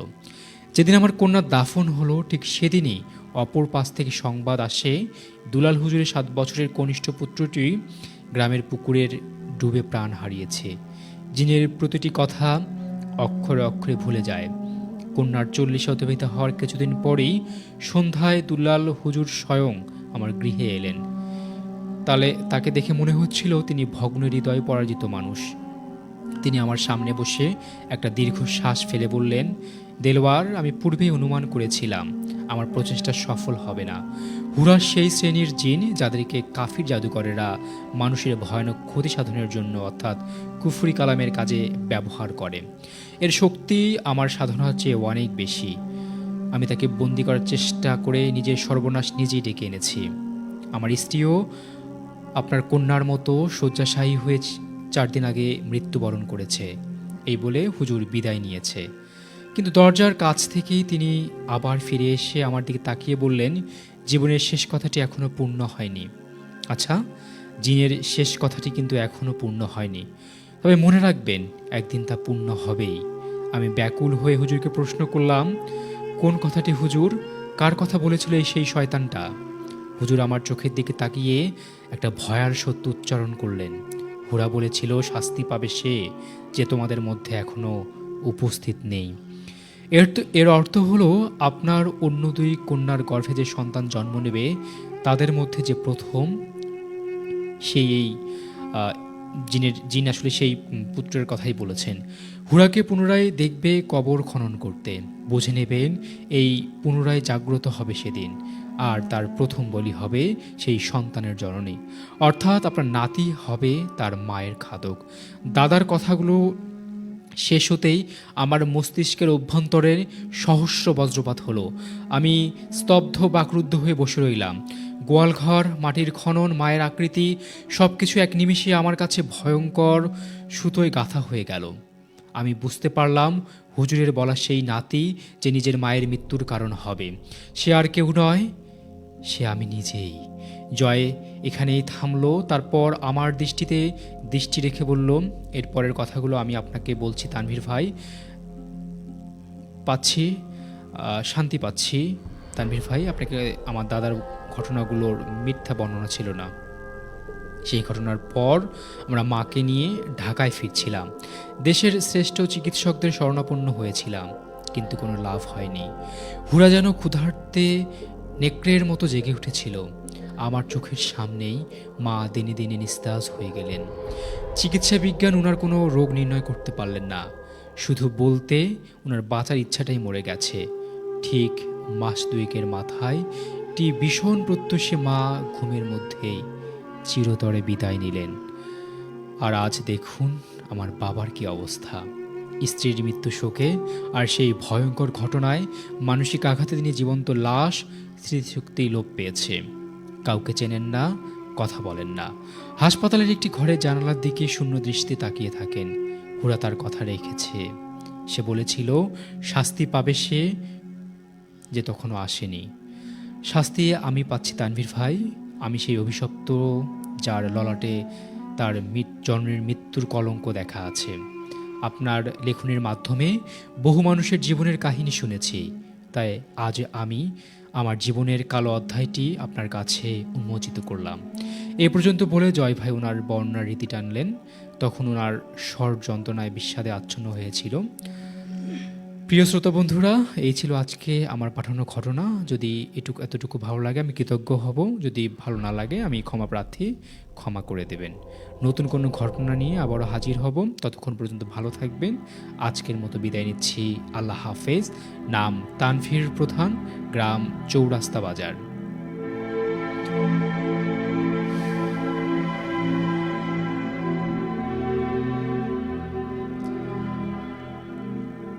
প্রিয় বন্ধুরা, প্রিয় দর্শক এবং শ্রোতা, সত্যি আমার মনে হচ্ছিল না আমি কোনো মেইল পড়ছিলাম। আমি একটি বাস্তব চিত্র আমার চোখের সামনে ফুটিয়ে উঠছিল। জানি না ওপারে যারা এই মুহূর্তে শুনছেন আমার সাথে আজকের ভূতবেলা, কতটা ভয় লাগছে, কতটা চিত্র আপনাদের মাঝেও ফুটে উঠেছে, কতটা ভয় পেয়েছেন আমার এই পড়াই মেলটিতে। যে একটি বাস্তব ঘটনা। আসলে জিনদের যে রাগ, তাদের যে ক্ষোভ, তারা কিন্তু অক্ষরে অক্ষরে পালন করেন। ঠিক ওই বাড়িওয়ালা থেকে শুরু করে যে কবিরাজ দুলাল এসেছিল, তার পরিবারের সদস্যকেও কিন্তু তাকে ছাড়েনি, এবং শেষ পর্যন্ত তার ছেলের মাধ্যমে তার মাকেও নিশ্চিহ্ন করেছেন এই ঘোড়া জিন। সুতরাং এই সৃষ্টি জগতেই জিন এবং ইনসান দুটি প্রজাতি আছে, এটিকে অবিশ্বাস করলে চলবে না। অবশ্যই আমাদের সব সময় অনেক বেশি সাবধানতা অবলম্বন করতে হবে। আমার সাথে এই মুহূর্তে অনেক বন্ধুরা আছেন, অনেকেই ভয় পাচ্ছেন আজকের এই এপিসোডে। আমাদের সাথে আছি আমি, বোরহান কবির। নয়ন সরকার লিখেছেন দ্বিতীয় মেইলটা অনেক ভয়ানক ছিল, অনেক ভয় লাগছে। আমার সাথে আরও অনেকেই যুক্ত আছেন আজকের এই এপিসোডে, তাদের ঘটনায় যাব। মুসলিম উদ্দিন লিখেছেন রাতুল ভাই আচ্ছা আজকে নেই, রাতুল ভাই তাড়াতাড়ি আসবে অবশ্যই, এমনটি তিনি বলেছেন। নীরব আহমেদ বলেছেন ভালো লাগছে। খন্দকার মুকসিদ ইসলাম বলেছেন আচ্ছা আচ্ছা। মোহাম্মদ রিফাত বলেছেন আমি আজ প্রথম কমেন্ট করলাম ভাইয়া, কেমন লাগছে, কতটা ভয় পেয়েছেন, কতটা ভয়ের সাগরে আছেন জানাবেন। এনএক্স জিহাদ বলেছেন অনেক সুন্দর হচ্ছে। মারুফ রহমান রেহান বলেছেন ভয় লাগছে না, আপনি যদি সেটি লালন করেন, ধারণ করেন, ভয়ের ঘটনা অবশ্যই বেশি ভয় লাগবে। লিখেছেন আব্দুল মতিন আসসালামু আলাইকুম ভাই। রয়েছেন আমাদের সাথে সৈয়দা ইসলাম, রয়েছেন আমার সাথে জাহিদুল ইসলাম, রয়েছেন আমার সাথে জান্নাত বাপ্পি, রয়েছেন শাওন ইসলাম, রয়েছেন আমার সাথে এমডি রিজু। মোহাম্মদ শামীম বলেছেন গল্পটা ভালো লাগছে, অনেক লম্বা কাহিনী, আসলেই ভয়ঙ্কর কিছু ঘটনা যার কোনো উত্তর থাকে না আমাদের কাছে। অনেকেই এমন কিছু ঘটনা আমাদের সাথে কাকতালীয়ভাবে হয়ে যায় যার কোনো উত্তর আমাদের কাছে মেলে না। ইয়াসিন বলেছেন কেমন আছেন ভাই, গল্প শুনছি, কেমন লাগছে ইয়াসিন জানাবেন। নয়ন সরকার চমৎকার, ভয় পাচ্ছেন তিনি এমনটি বলেছেন। সীমান্ত রয়েছেন, হাসি আক্তার আমাদের সাথে আছেন, কেমন আছেন ভাইয়া। স্বাধীন মিয়া আছেন, লিখেছেন কেমন আছেন, যুক্ত আছি উদাখালী থেকে, সুন্দর হচ্ছে আজকের আয়োজন। এসকে অন্ধকার আচ্ছা, আমি হাবিবুর বলছি, ভূত বেলাতে তিনি যুক্ত রয়েছেন। মোনারুল ইসলাম আমাদের সাথে যোগ দিয়েছেন। মনিকা আছেন আসসালামু আলাইকুম, কেমন আছেন, কি খবর ভাইয়া। গোলাপ ইসলাম আছেন আসসালামু আলাইকুম ভাইয়া, কেমন আছেন। আরিফ মণ্ডল আছেন আমাদের সাথে, কি খবর ভাইয়া। আমাদের সাথে কিন্তু রয়েছেন আচ্ছা মোহাম্মদ রিদওয়ান ইলাহি আমাদের সাথে আছেন, মাশরাফি আমাদের সাথে আছেন, প্রবীর কুমার রয়েছেন, আরও অনেকেই আমাদের সাথে আজকের ভূতবেলায় যুক্ত আছেন।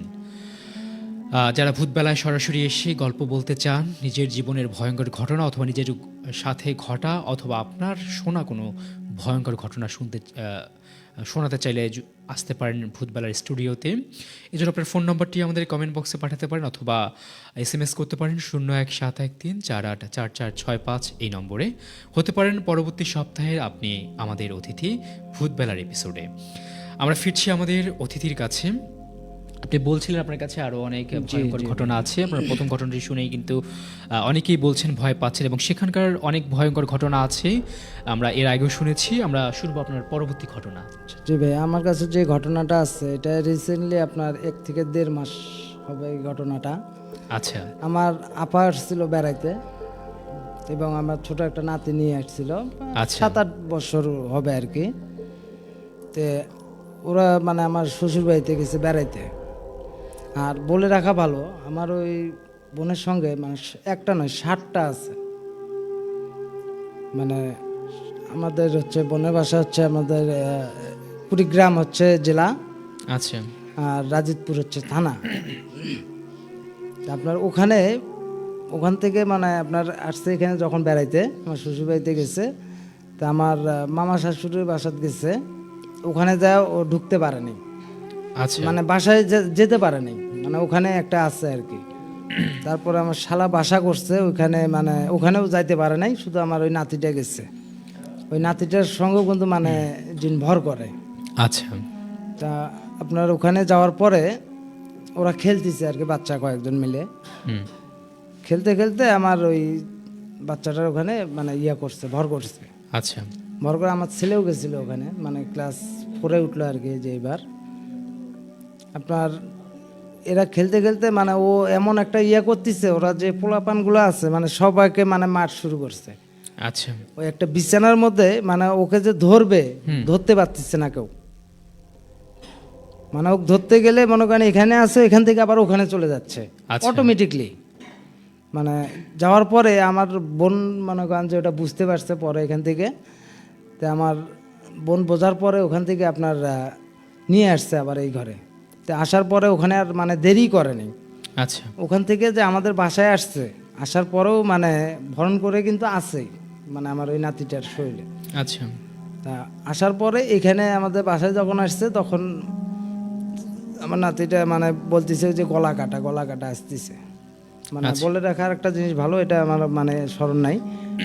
ওনার সঙ্গে যে 7টা জিন আছে, এই 7টা জিনের মধ্যে যে হেড ওনার মানে উনি হচ্ছে বোবা, আচ্ছা আর একটা আছে গলা কাটা, আর কারো হাত নাই কারো পা নাই, এইরকম মানে ইয়ে আছে। তো আমার যে নাতির সঙ্গে ইয়ে করে ও মানে গলা কাটা যেটা ওইটা আমার নাতির সঙ্গে ভর করে আর কি, এই জন্য কথা বলতে পারে না। কথা বলতে পারে না। আমার বোন মনে করেন যে আসার পরে যে মানে আমার বোনও ইয়া জানে আর কি, ঝাড়া জানে। আমার যে তাওয়াই আছে, এই তাওয়াই মনে করেন যে একজন কবিরাজ আচ্ছা ওইখানে রাজিতপুরে। তো আপনার হচ্ছে ও ঘটনাও বলবো মানে যদি সময় পাই। আচ্ছা এখন কথা হচ্ছে যে আপনার যখনই ইয়ে করছে আমার বোন মানে বুঝতে পারছি যে ওর শরীরে আসতেছে আর কি। তো আমাদের 2টা ঘর, এই ঘর থেকে মানে আমাদেরকে বললো যে তোরা কেউ আসবি না এখানে, মানে আমার ঘরে চলে গেছে। আচ্ছা যাওয়ার পরে আমাকে বললো, আমার ওয়াইফকে বললো, ইয়াকে বললো যে তোমরা কেউ আসবে না। আমার নাতিটা কিন্তু মানে কান্নাকাটি শুরু করে দিছে ওখানে।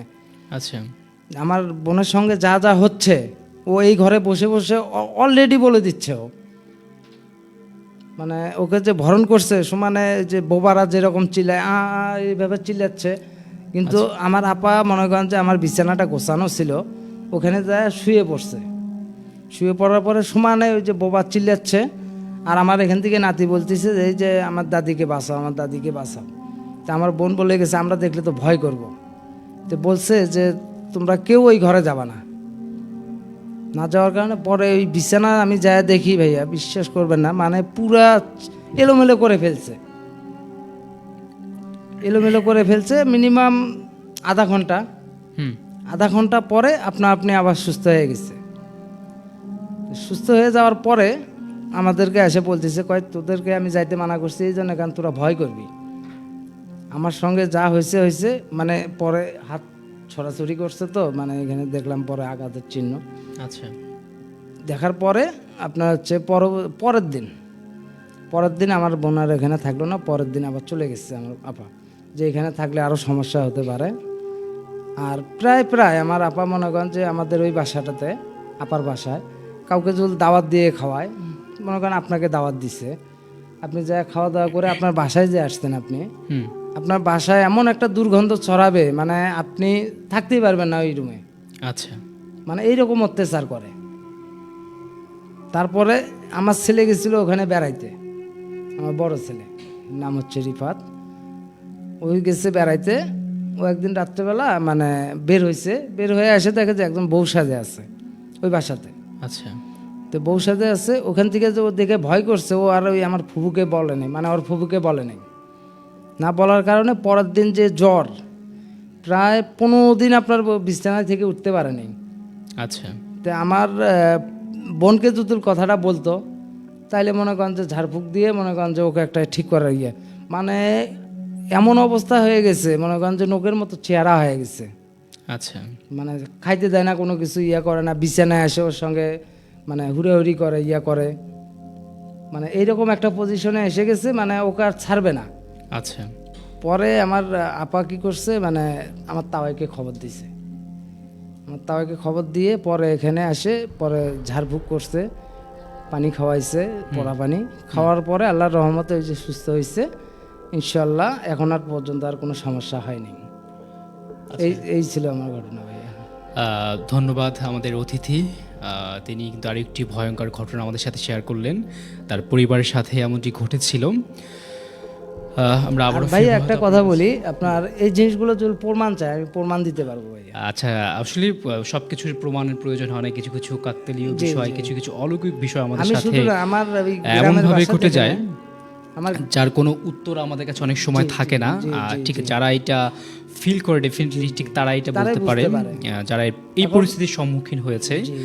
এই কথার সাথে মিল রেখে আমার সাথেও একটি ভয়ঙ্কর ঘটনা ঘটেছে, আমি আজকে অবশ্যই সেটি শেয়ার করতে চাই। এর আগে একবার ভূতবেলাতে আমি বলেছিলাম, সেটা হচ্ছে এটা আমার সাথে ঘটেছে। আপনি ঠিক বোবাজিরের কথা বললেন, ঠিক সেই জায়গা থেকে আমি ঘটনাটি শেয়ার করতে চাই।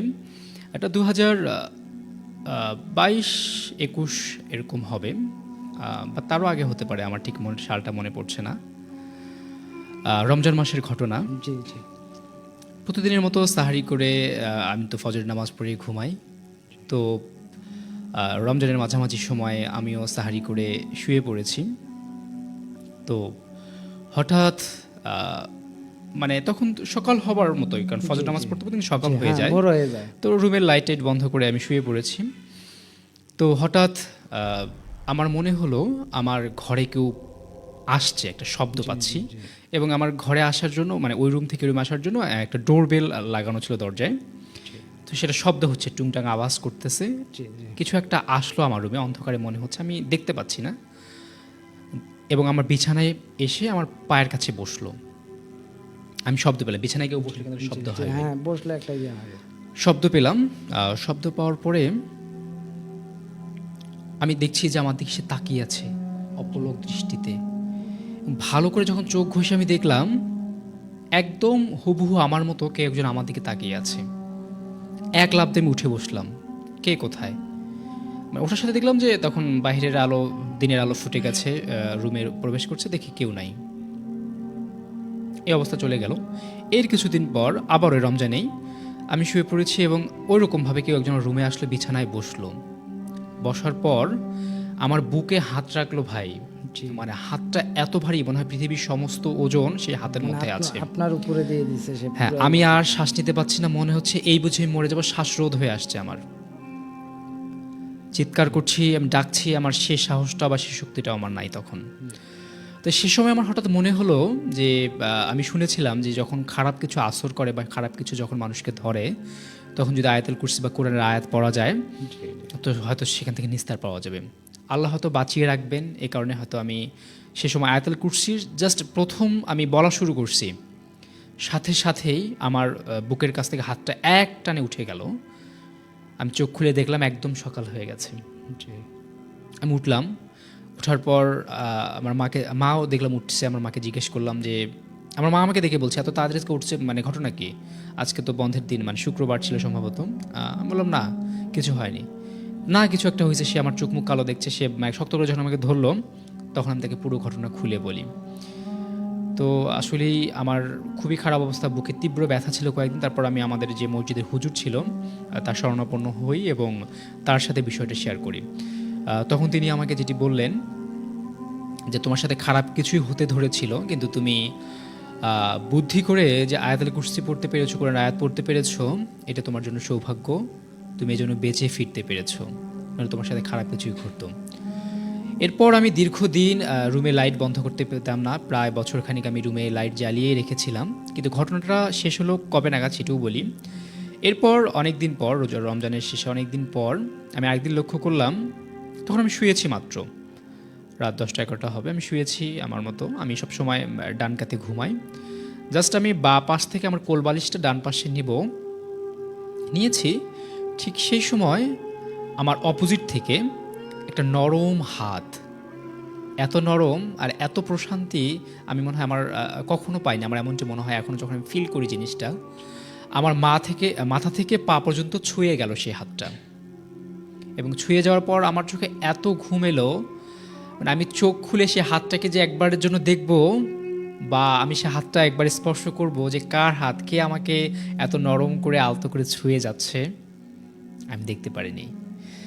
এবং সেই ঘটনার পর থেকে আমি যে ভয় পেতাম, রাতে চমকে উঠতাম, আমার বুকে ভারী কিছু আসতো, আমার মতো আমি অবয়ব দেখতে পেতাম, এরপর থেকে আমি দেখিনি। এরপর থেকে আলহামদুলিল্লাহ ভালো আছি। না জানি কবে সেই ভয়ানক রাত আমার মধ্যে আবার আসে, তবে চাই না সেই ভয়ানক রাত। সেই নরম স্পর্শের মধ্যে দিয়ে যে আমি ওভারকাম করেছি বা সুস্থ আছি, ভালো আছি, এভাবে থাকতে চাই। সবাই আমার জন্য দোয়া করবেন, সবাই অবশ্যই দোয়া করবে এবং সবাই সবসময় নিরাপদে থাকার চেষ্টা করবে। এবং আমার সাথে যে ঘটনাটি ঘটেছে, অবশ্যই আপনারা কোরআনের আয়াতের সময় পড়ে, আপনাদের সাথে যদি কখনো এরকম ঘটনা ঘটে, অবশ্যই কোরআনের আয়াত পড়ে নিজেকে সেভ করবেন। আমার সাথে এই মুহূর্তে অনেকেই ফেসবুকে যুক্ত আছেন। মাশরাফি লিখেছেন, আসসালামু আলাইকুম ভাইয়া, চৌরাস্তা বাজার থেকে আছি। আরিফ মন্ডল আমাদের সাথে গাজীপুর থেকে আছেন। সোহেল লিখেছেন, প্রথম মেইলটা আমার ছিল, হ্যাঁ পড়ে দিয়েছি আপনার মতো করেই। রাতুল ভাইয়া, না এটা বোরহান কবির ভাই, হ্যাঁ আমি বোরহান কবির ভাই। রাতুল ভাইয়া আজকে নেই আপনাদের মাঝে। জান্নাত বাপ্পি এমনটি বলেছেন। আব্দুল মতিন বলেছেন, ভাইয়া আপনার বাড়ি কোথায়? আমার বাড়ি গাইবান্ধাতেই। শাহ সুলতান শিহাব বলেছেন, অনেক ভালো লাগছে ভাইয়া। আব্দুল মতিন বলেছেন অনেকদিন পর শুনছি ভাইয়া, আগে বাটন ফোনে শুনতাম, এখন শোনার পাশাপাশি একযোগে রেডিও সারাভালার অফিসিয়াল ফেসবুক পেজ থেকে সরাসরি ভূতবেলা উপভোগ করছেন আপনারা। নয়ন সরকার বলেছেন অদৃশ্যে ভয় পাই, রেডিও সারাভালা শুনছি। অবশ্যই শুনবেন নয়ন, আপনি আমাদের নিয়মিত শ্রোতা বন্ধু। আমাদের সাথে আছেন মাহিনুর ইসলাম মারুফ, আমি গিয়েছিলাম ভূতবেলায়, ইমেইলটা পাঠিয়েছেন, ওটা পড়েন ভাই। হ্যাঁ পড়েছি। আপনার কোনো ইমেইল থাকলে আপনি লিখে পাঠাতে পারেন ভূত.সারাবেলা@gmail.com। আপনিও পাঠাতে পারেন আপনার জীবনের অথবা আপনার সাথে ঘটে যাওয়া অথবা আপনার শোনা কোনো ভয়ঙ্কর ঘটনা যেটি আপনি পাঠাতে চান ভূতবেলা অনুষ্ঠানে। আমাদের সাথে আছেন নাসিম ইসলাম নাসির, আসসালামু আলাইকুম ভাইয়া।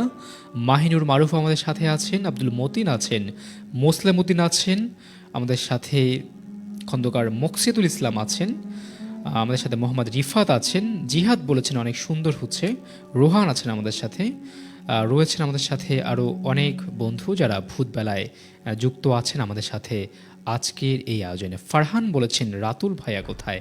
সবাই রাতুল ভাইকে মিস করছেন। রাতুল ভাইয়া হয়তো পরবর্তী এপিসোডে আপনাদের মাঝে যুক্ত হয়ে যাবেন।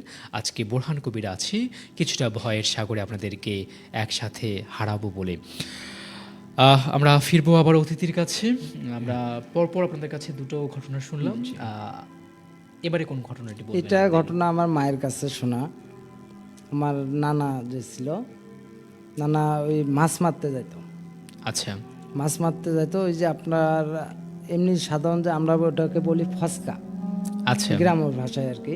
ফসকা মানে কি আপনার ওই যে ক্যাটা আছে, ক্যাটা তো লম্বা, আর এটাতে আপনার বড়শির আল করে দেওয়ার মতো, এটাকে আমরা বলি ফসকা। তা আমার নানা হচ্ছে মাছ মারতে গেছে, যাওয়ার পরে মাছ মোটামুটি টুকটাক আর কি করছে। আমার নানারা মারতে হলো বল মাছ। আচ্ছা। মানে গ্রামের ওইদিকে নদী আছে, তো ওই নদীর দিকে গেছে। তো যাওয়ার পরে আপনার একটা মাছ দেখছে। মাছ দেখার পরে আপনার ওই মাছটাকে মারার চেষ্টা করতেছে, কিন্তু পারতেছে না। মানে অনেকক্ষণ ধরে করতে করতে করতে মানে পারতেছে না।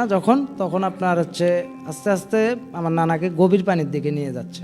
আচ্ছা।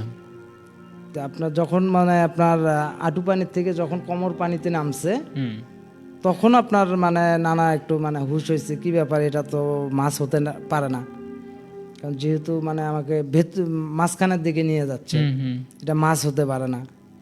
পরে নানা কি করছে, আবার ঘুরে মানে পাড়ের দিকে উঠছে। ওঠার পরে বলতেছে মানে পিছন দিকে বলতেছে, তুই আজকে বেঁচে গেলি। আচ্ছা। আমার নানা ভাইকে বলতেছে। এটা কিন্তু আমার মায়ের মুখে শোনা এটা ঘটনাটা। আচ্ছা। কারণ আমার নানাকে আমি চোখে দেখিনি। তারপরে নানা ভাই যখন বাসায় আসছে, বাসায় এসে অসুস্থ হয়ে গেছে। অসুস্থ হওয়ার পরে তারপরে কবিরাজ দেখাইছে, দেখানোর পরে আল্লাহ দিলে মনে করেন যে তাকে সুস্থ করতে, মানে যেভাবে আর কি আল্লাহ পাক মানে নিজে হাতে বাঁচাইছে আমার মনে হয় আর কি। না, তা তো অবশ্যই আল্লাহ পাকের রহমত ছাড়া কোনো কিছু সম্ভব নয়। খারাপ চিন্তা সব সময় আমার মানব জাতির ক্ষতি করার চেষ্টা করে। আমাদের ক্ষতি থেকে বাঁচতে অবশ্যই অনেক বেশি সাবধান থাকতে হবে, এবং যে স্থানগুলোতে আমাদের মনে হয় এরকম জিন বা খারাপ কিছু থাকে সেই জায়গাগুলো আমাদের পরিহার করতে হবে। যে সময়গুলোতে তারা বেশিরভাগ আসর করে থাকে সেই সময়গুলোকে আমাদেরকে অ্যাভয়েড করতে হবে। সেই সময়কে অবশ্যই বিশেষ করে বাচ্চাদের প্রতি বেশি খেয়াল রাখতে হবে। ভর দুপুর বলেন, ঘোর সন্ধ্যা বলেন, মধ্যরাত বলেন, শেষ রাত বলেন, এই সময়গুলো অবশ্যই আমাদেরকে মানতে হবে অবশ্যই। আমাদের কাছে শাহপরান আরেকটি মেইল পাঠিয়েছেন, আমরা সরাসরি কথা না বাড়িয়ে সেই মেইলে যেতে চাই। আসসালামু আলাইকুম বোরহান ভাই, আমি শাহপরান, আশা করি ভালো আছেন। আমার ঘটনা আপনি পড়েন বিধায় আমি ঘটনা পাঠানোর আগ্রহ পাই। ঘটনাটি ঘটে আমার বন্ধু মোহাম্মদ হাসিব মণ্ডলের সাথে। তার বাসা আমলাগুছি, কালারঘাট। তার মতো করেই বলার চেষ্টা করছি। ডিসেম্বরের 23 তারিখ, যেদিন আমরা ইংরেজি প্রথম পরীক্ষা শেষ করে বাড়িতে যাই।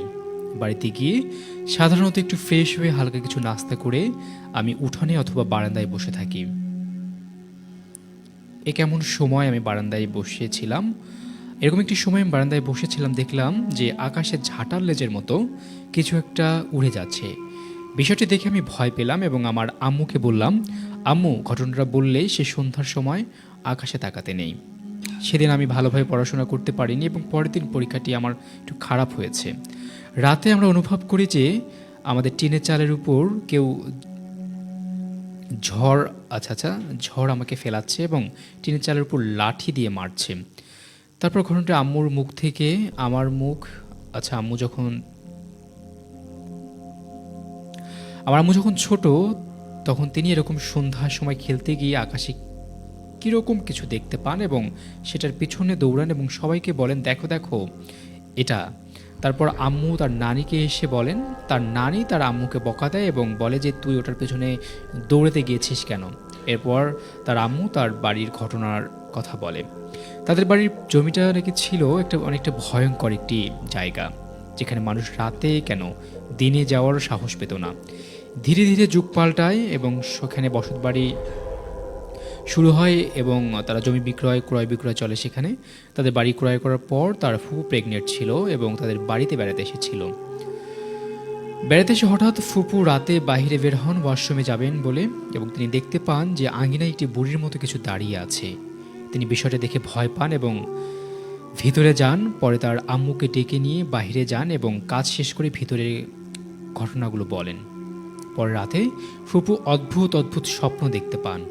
এই স্বপ্ন দেখে তিনি অনেকটা ভয় পান এবং পরে একটি কবিরাজের কাছে যান এবং বিষয়টি জানান কবিরাজকে। অনেকদিন আগে এগুলো থাকতো, যেখানে অনেক ভালোভাবে থাকতো এবং বাড়ি করাতে তাদের অসুবিধা হয়। অনেক জায়গাটা পড়ে থাকার কারণে তারা খারাপ জিনিসগুলো সেখানে বসবাস করতো এবং বাড়ি করাতে তাদের অসুবিধা হয় এবং সেখানে এই জন্য তারা এমন আচরণ করে। পরে সে কবিরাজকে লেকে বাড়ি বন করায় এবং তারপর আর কোনো ঘটনা ঘটে না। কিন্তু বাড়ির পাশে একটি স্কুল আছে, সেই স্কুলে রাতের বেলা কে যেন হেঁটে বেড়ায়, জানলা দরজা খুলে বন্ধ করে ধকধক শব্দ করে বারান্দা দিয়ে ঘুরে বেড়ায়। এই ছিল বোরহান ভাই ঘটনার মধ্যে কোনো ভুল হলে ক্ষমা সুন্দর দৃষ্টিতে দেখবেন। মেঘডুমুরের মানিক ভাইকে সালাম জানাবেন। তানভীর ভাইয়ের ঘটনার জন্য ভালোবাসা রইল। তিনি এমনটি বলেছেন। শাহপরান, পূর্ব নারায়ণপুর, ঢোলভাঙ্গা, পলাশবাড়ি, গাইবান্ধা থেকে তিনি ঘটনাটি পাঠিয়েছেন। খুব শর্ট একটি মেইল ছিল, তবে খুব ভয়ের ছিল। আসলে ফাঁকা জায়গায় কিন্তু বা ফাঁকা ঘরের জন্য ঘর ফাঁকা রাখতে নিয়ে একটি কথা আছে, গ্রামের ময় মুরব্বীরা কিন্তু এটি বলে থাকেন। অনেক সময় ঘর ফাঁকা রাখলে কিন্তু এই জায়গাতে সেই খারাপ জিন বা খারাপ পরি বা পেতাত্তা বলেন না কেন, খারাপ আত্মার খারাপ অশরীর তারা কিন্তু সেখানে বাসা বাঁধে এবং পরবর্তীতে যদি কোনো লোক বা কোনো মানুষ সেখানে বসত করতে যায় তাদের সাথে কিন্তু এমন ঘটনা ঘটে। এমন একটি ঘটনা আছে, আমাদের এলাকায় একটি বাড়ি আছে, সেখানে মহান মুক্তিযুদ্ধের সময় নাকি অনেক লাশ একবারে পুঁতে রাখা হয়েছিল এবং পরবর্তীতে অনেক অপ্রাপ্ত বয়স্ক যে বাচ্চাগুলো ডেলিভারি হয় সে বাচ্চাগুলোকেও পুঁতে রাখা হয়েছিল সে জায়গাটিতে। তো সেখানকার ঘটনা আমি একটু শুনেছিলাম। আমি এখনও সেখানে তেমনটাই ভয় কাজ করে। আমার এর আশেপাশে যারা এখনও আছেন তারা এরকম ভয়ের ঘটনার সম্মুখীন হয়েছে আমি যতটুকু শুনেছি। সেটা হচ্ছে মুক্তিযুদ্ধের পর থেকে বহু লাশ সেখানে দাফন করা হয়েছিল। তার পাশে একটি কবরস্থানও আছে। দিনের বেলাও সেখানে মানুষ যেতে ভয় করে এবং আমরা যখন ছোট ছিলাম সেই বাগানের মতো একটা জায়গা, ঘুচঘুচে অন্ধকার বাঁশঝাড় আছে, কিছু বড় গাছ আছে, কিছু জঙ্গল টাইপের গাছ আছে। সেখানে দিনের বেলাও যেতাম না। কখনো খেলার সময় যদি বল চলে যেত একা কেউ যেত না, কয়েকজন মিলে গিয়ে সে বলটা খুঁজে আনা হতো। এখন এখানে অবশ্য অনেক বাড়ি হয়েছে, তবে ঘটনাটা এখনও থেমে নেই ওখানে। বিষয়টা এরকম যে ওখানে সন্ধ্যার পরেই বাচ্চার কান্নার আওয়াজ শোনা যেত, অনেক মানুষ কথা বলা বলি করছে তার কান্নার আওয়াজ শোনা যেত, নারীর আর্তনাদ শোনা যেত। তো রিসেন্ট যে ঘটনাটি ঘটেছে, বছর 5 হবে ওখানে বাড়ি হয়েছে, জায়গাটি বিক্রি হয়েছে তার পাশেই। তো ওখানে যে বাড়ি করেছে সে একজন পুলিশ সদস্য সম্ভবত। তো বাড়ি করার পর ফ্ল্যাট বাড়ি করেছেন তিনি, করার পর টুলেট টানিয়েছেন, ভাড়া উঠেছে। তো ঘটনাটা হয়তো আমাদের জানা হতো না যদি ভাড়াটি এত ঘন ঘন না পাল্টাতো। তো যারাই ভাড়া ওঠে মাসখানেকের বেশি তারা ওখানে টিকতে পারে না। কেন টিকতে পারে না? তারা দেখা যায় তারা হয়তো ড্রয়িং রুমে, তারা বেডরুমে শুয়েছে, ড্রয়িং রুমে হয়তো বা আলো জ্বলছে নিচ্ছে, ড্রয়িং রুমে কেউ হেঁটে যাচ্ছে, কারো একটা ছায়া পাচ্ছে, বা কেউ ওয়াশরুমে গোসল করছে, আসলেই দেখা যায় অনেক ফ্যামিলিতেই কিন্তু হয়তো বা ছেলেরা জবের জন্য বা যে সেখানকার যে গৃহকর্তা সে হয়তো জবের জন্য বাইরে থেকে, ওয়াইফ সহ বাচ্চারা হয়তো সেখানে ভাড়া থাকে। আর তখন তার বাচ্চারা বা ওয়াইফরা যখন এ ধরনের ঘটনার সম্মুখীন হয়, সেখানে কিন্তু রাখা কোনোভাবে পসিবল হয়ে ওঠে না, এবং ভয়ের তীব্রতা যখন বাড়তে থাকে তখন তারা কিন্তু সেই বাড়িটি ছেড়ে চলে যায়। তো এরকম করে পর্যায়ক্রমে সেখানকার কিন্তু কোনো ভাড়াটিয়ে শেষ পর্যন্ত থাকতে পারেনি, এখন মনে হয় বাড়িটি তালাবদ্ধ আছে। এরপর বহু বন করেছে, কিন্তু কোনোভাবেই সেই জিন বা কাউকে ধরতে পারেনি সেখান থেকে। শুধু এরকম ভীতিকর ঘটনা, এই যে ভয়ঙ্কর কান্না, ভয়ঙ্কর আর্তনাদ, কালো অবয়ব, এবং সে বাড়িতে তো এমন ঘটনা ঘটেছেই, পাশাপাশি যারা এখন বাড়ি করেছে ছাদ থেকে মাঝে মাঝে দেখতে পায় যে কালো অবয়ব সেই বাড়ির ছাদে বসে আছে বা ভয়ঙ্করভাবে তাদের দিকে তাকিয়ে আছে, কখনো বা সাদা কাপড় পরে কেউ দাঁড়িয়ে আছে বা কেউ কান্না করছে।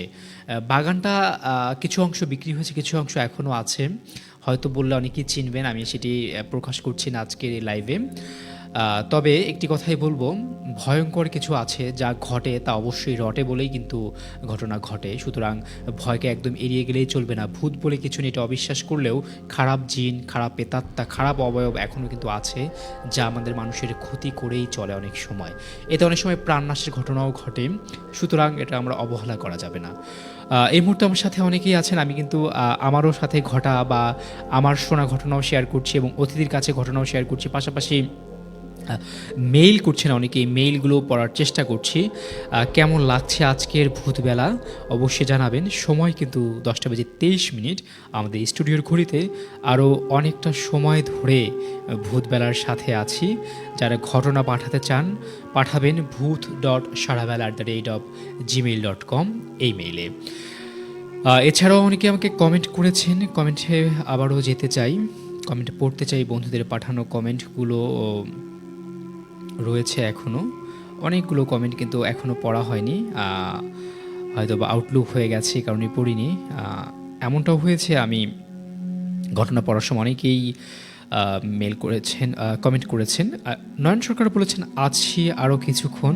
সাকিব আমাদের সাথে আছেন, আসসালামু আলাইকুম ভাইয়া, আমি শুনছি গাইবান্ধা খন্দকার মোড় থেকে, আমি এবং আমার ছোট ভাই আয়ুব, চালিয়ে যান, সাথে আছি শেষ পর্যন্ত। মোহাম্মদ রিফাত বলেছেন ভাইয়া প্রোগ্রাম ভালো হচ্ছে, ভয় পাচ্ছি। আব্দুল মতিন বলেছেন আপনার বাড়ি গাইবান্ধার কোথায়? আমার বাড়ি গাইবান্ধা, এটুকুই জানা থাক, কখন দেখা হলে বলা হবে। মাহিম হোসেন মুক্ত বলেছেন দেখছি কঞ্চিপাড়া বড় বাড়ি থেকে। ভাইয়া ভালো আছেন? ভালো আছি, তবে ভীষণ ভীষণ ভয়ে আছি। সুজন খান আছেন ভাইয়া সিলেট ক্যান্টনমেন্ট থেকে শুনছি ভাইয়া। আব্দুল মতিন বলেছেন ভাই আপনার গল্প ভালো লাগে, ধন্যবাদ। শাহপরান বলেছেন প্রথম মেইলটা তার ছিল। ফারহান আমাদের সাথে আছেন, শাহপরান অনেকবার আছেন। জান্নাত বাপ্পি আমাদের সাথে আছেন, রয়েছেন কিন্তু সীমান্ত সহ আরও অনেকেই। অতিথির কাছে আবারও যাব, এই মুহূর্তে কি আরও কোনো ঘটনা আছে? জি ভাইয়া, আমার সঙ্গে একটা ঘটে যাওয়া ঘটনা আছে। আচ্ছা, তাহলে আমরা কথা না বাড়িয়ে ঘটনা শুনবো। আমার সঙ্গে ঘটে যাওয়া, আমি যখন আপনার বিয়ে করছি হচ্ছে 2002 সালে, তারপরে ওখান থেকে মানে ওই আমার মা কিংবা বয়স্ক যারা আছে তারা বলছে যে মানে হলুদ গায়ে মানে বেশি বেড়ানো যায় না। তা আমি আমার শ্বশুর বাড়িতে আসছি বেড়াইতে, এখান থেকে আমার বন্ধুর বাসা ছিল যে পুলিশ লাইনের ওখানে। তো ওখান থেকে ও বললো যে চল বন্ধু আমরা আমার শ্বশুর বাড়ি থেকে বেড়াই আসি, আমার বন্ধুর শ্বশুর বাড়ি থেকে, এখানে এই বাসাটা। আচ্ছা, তা মানে ভাটাটা ছিল না তিন গাছ তলের ওই পাশে, জি, ওই পাশে আমাকে নিয়ে গেছে। নিয়ে যাওয়ার পরে আপনার 8টা সাড়ে 8টা বাজে ওখান থেকে আমি ব্যাক করছি, মানে ওদেরকে রাখে আমি আসবো। আমাকে যে মানে ভুলা খাওয়াইছে আপনাদের ওই পাশের রাস্তাটা না ধরে আমি এই পাশ দিয়ে আসছি। আচ্ছা, আসার পর থেকে ভাইয়া বিশ্বাস করবে না, আমি এখান থেকে একদম ইন্ডিয়া পার যাইতে আমার রাত 2টা বেজে গেছে। মানে আমাকে এই পাশে ও পাশে মানে মানুষকে পরে জিজ্ঞাসা করে আমি জিনিসটা মানে আপনি পথ হারিয়ে ফেলেছিলেন। হ্যাঁ, মানে সেই আমাকে জিনিসটি ভুলা খাওয়াইছে আর কি। ভুলো, আচ্ছা আচ্ছা, এরকম মানে কিছু জিন আছে রাস্তা ভুলা খাওয়াইছে অনেক সময় ভুল মানে ভুল রাস্তা নিয়ে যে হ্যাঁ, হ্যাঁ, হ্যাঁ। ভয় দেখায়, এরকমও কিছু জিন তো কিন্তু এইভাবে আছে। মনে করেন আমি আস্তে আস্তে রাত 2টা বাজে তখন আমি আপনার ওই ইন্ডিয়াপার রেল গেটে পৌঁছেছি। আচ্ছা, রেল গেটে পৌঁছার পরে আপনার হচ্ছে যে পুলিশ লাইনে পশ্চিমে একটা ব্রিজ আছে কিন্তু রেলের, ওখানে কিন্তু শ্মশান আছে। আচ্ছা, তো ওই শ্মশানের ওই পাশ দিয়ে আমি যাচ্ছিলাম। আমি আর রাস্তা দিয়ে না যেয়ে আমি ওই পাশে গেছি, বলে আল্লাহর নাম নিয়ে ওই পাশ দিয়ে যাবো, এখন কি আয় হবে। তো শ্মশানের আগে যাওয়ার আগে আগে মনে করেন আমি দেখলাম মানে শ্মশানের ওইখানে একটা মানে সাদা কাপড় পরে মানে দাঁড়ায় আছে, আচ্ছা। কে জানো। তা আমি ভাইয়া একটু স্মোক করি, আচ্ছা, তা দেখার পরে তো আমি চিন্তা করলাম না এটা তো মানে অন্য একটা স্বাভাবিক যেকোনো কিছু একটা নয়। কিছু নয়। এখন গেলে আবার যদি আমার কোনো ক্ষতি করে, আমি এখন মানে দুই ধাক্কার মধ্যে পড়ে গেছি, কারণ আমার গায়ে এখনো হলুদ ছিল। আচ্ছা, তারপরে আমি ওখান থেকে কি করলাম, একটা ইয়া লাগাইছি, সিগারেট লাগাইছি। হুম, সিগারেট লাগানোর পরও মানে দেখতেছি যে না, কোনো রেজাল্ট পাচ্ছি না। আর অত রাত্রেবেলা ওখানে তো কেউ নাই হুম, যে কাউকে সঙ্গে করে নিয়ে লাইনটা পার হয়ে যাব। হুম, হুম, তারপরেও মানে টানতে টানতে আমি মানে ব্রিজের কাছে আসছি। হুম, মানে আমি যেখানে যাচ্ছি ওখান থেকে আবার অতটুক ডিফারেন্সে আপনার মানে দেখা যাচ্ছে ওটা। দেখা যাচ্ছে। আচ্ছা, তো এইভাবে করতে করতে আমি যখন মানে পরে ওই রেলগেটে চলে গেলাম, হুম, যাওয়ার পরে আমি বাম পাশ দিয়ে যাইতে, তখন তো ওইটা মাটির রাস্তা ছিল, এখন তো হয়েছে পাকা। হুম, মানে একটু বৃষ্টি হলে রাস্তায় চলা যাইতো না। আচ্ছা, তারপরে আপনার সাইড দিয়ে আবার যে পাশে যাব ওখানে বাঁশের আড়া ছিল। হুম, তো ওইখানে বাঁশের আড়া যখন আমি পার হব তার আগে দেখতেছি ওখানে মানে একটা লোক দেখলাম, মানে পুরা শরীরে আপনার চোখ, আচ্ছা, মানে এত একটা ভয়ঙ্কর জিনিস। তবে একটা জিনিস বলে রাখি, আমি যত কিছুই করি কিন্তু আমি মানে ভয়টা একটু কম করি। আমার মানে মনে সাহস নিয়ে মনে সাহস নিয়ে আল্লাহর নাম নিয়ে আমি যাব, হুম, কি হয় হবে। এখন উপর আল্লাহ মানে যেহেতু জীবন দিচ্ছে, হুম, এখন যদি আমার অন্য কোনো কিছুর হাতে যদি আমার জীবনটা নেয় সেটা একটা আলাদা ব্যাপার। আলাদা বিষয়। হুম, তো এখন আমি তারপরেও মনে করেন ওইভাবে গেছি। যাওয়ার পরে আমার শ্বশুর বাসায় যায় বললাম যে এই ব্যাপার। হুম, তো বলার পরে আমাকে মনে করেন যে লোহা হিট দিয়ে ওটা পানির মধ্যে চুবাই ওই পানিটা আমাকে খাওয়াইলো। আচ্ছা। তারপরে এদিকে দিয়ে আমার গাটা ঝাড়িয়ে দিল। আমি সেই রাত্রে আর ভাত খাইনি ভাইয়া, বিশ্বাস করবেন না, মানে এত একটা ইয়ের মধ্যে পড়ে গেছিলাম, হাঁটতে হাঁটতে আমার দুই পা মনে করেন ব্যথা হয়ে গেছে।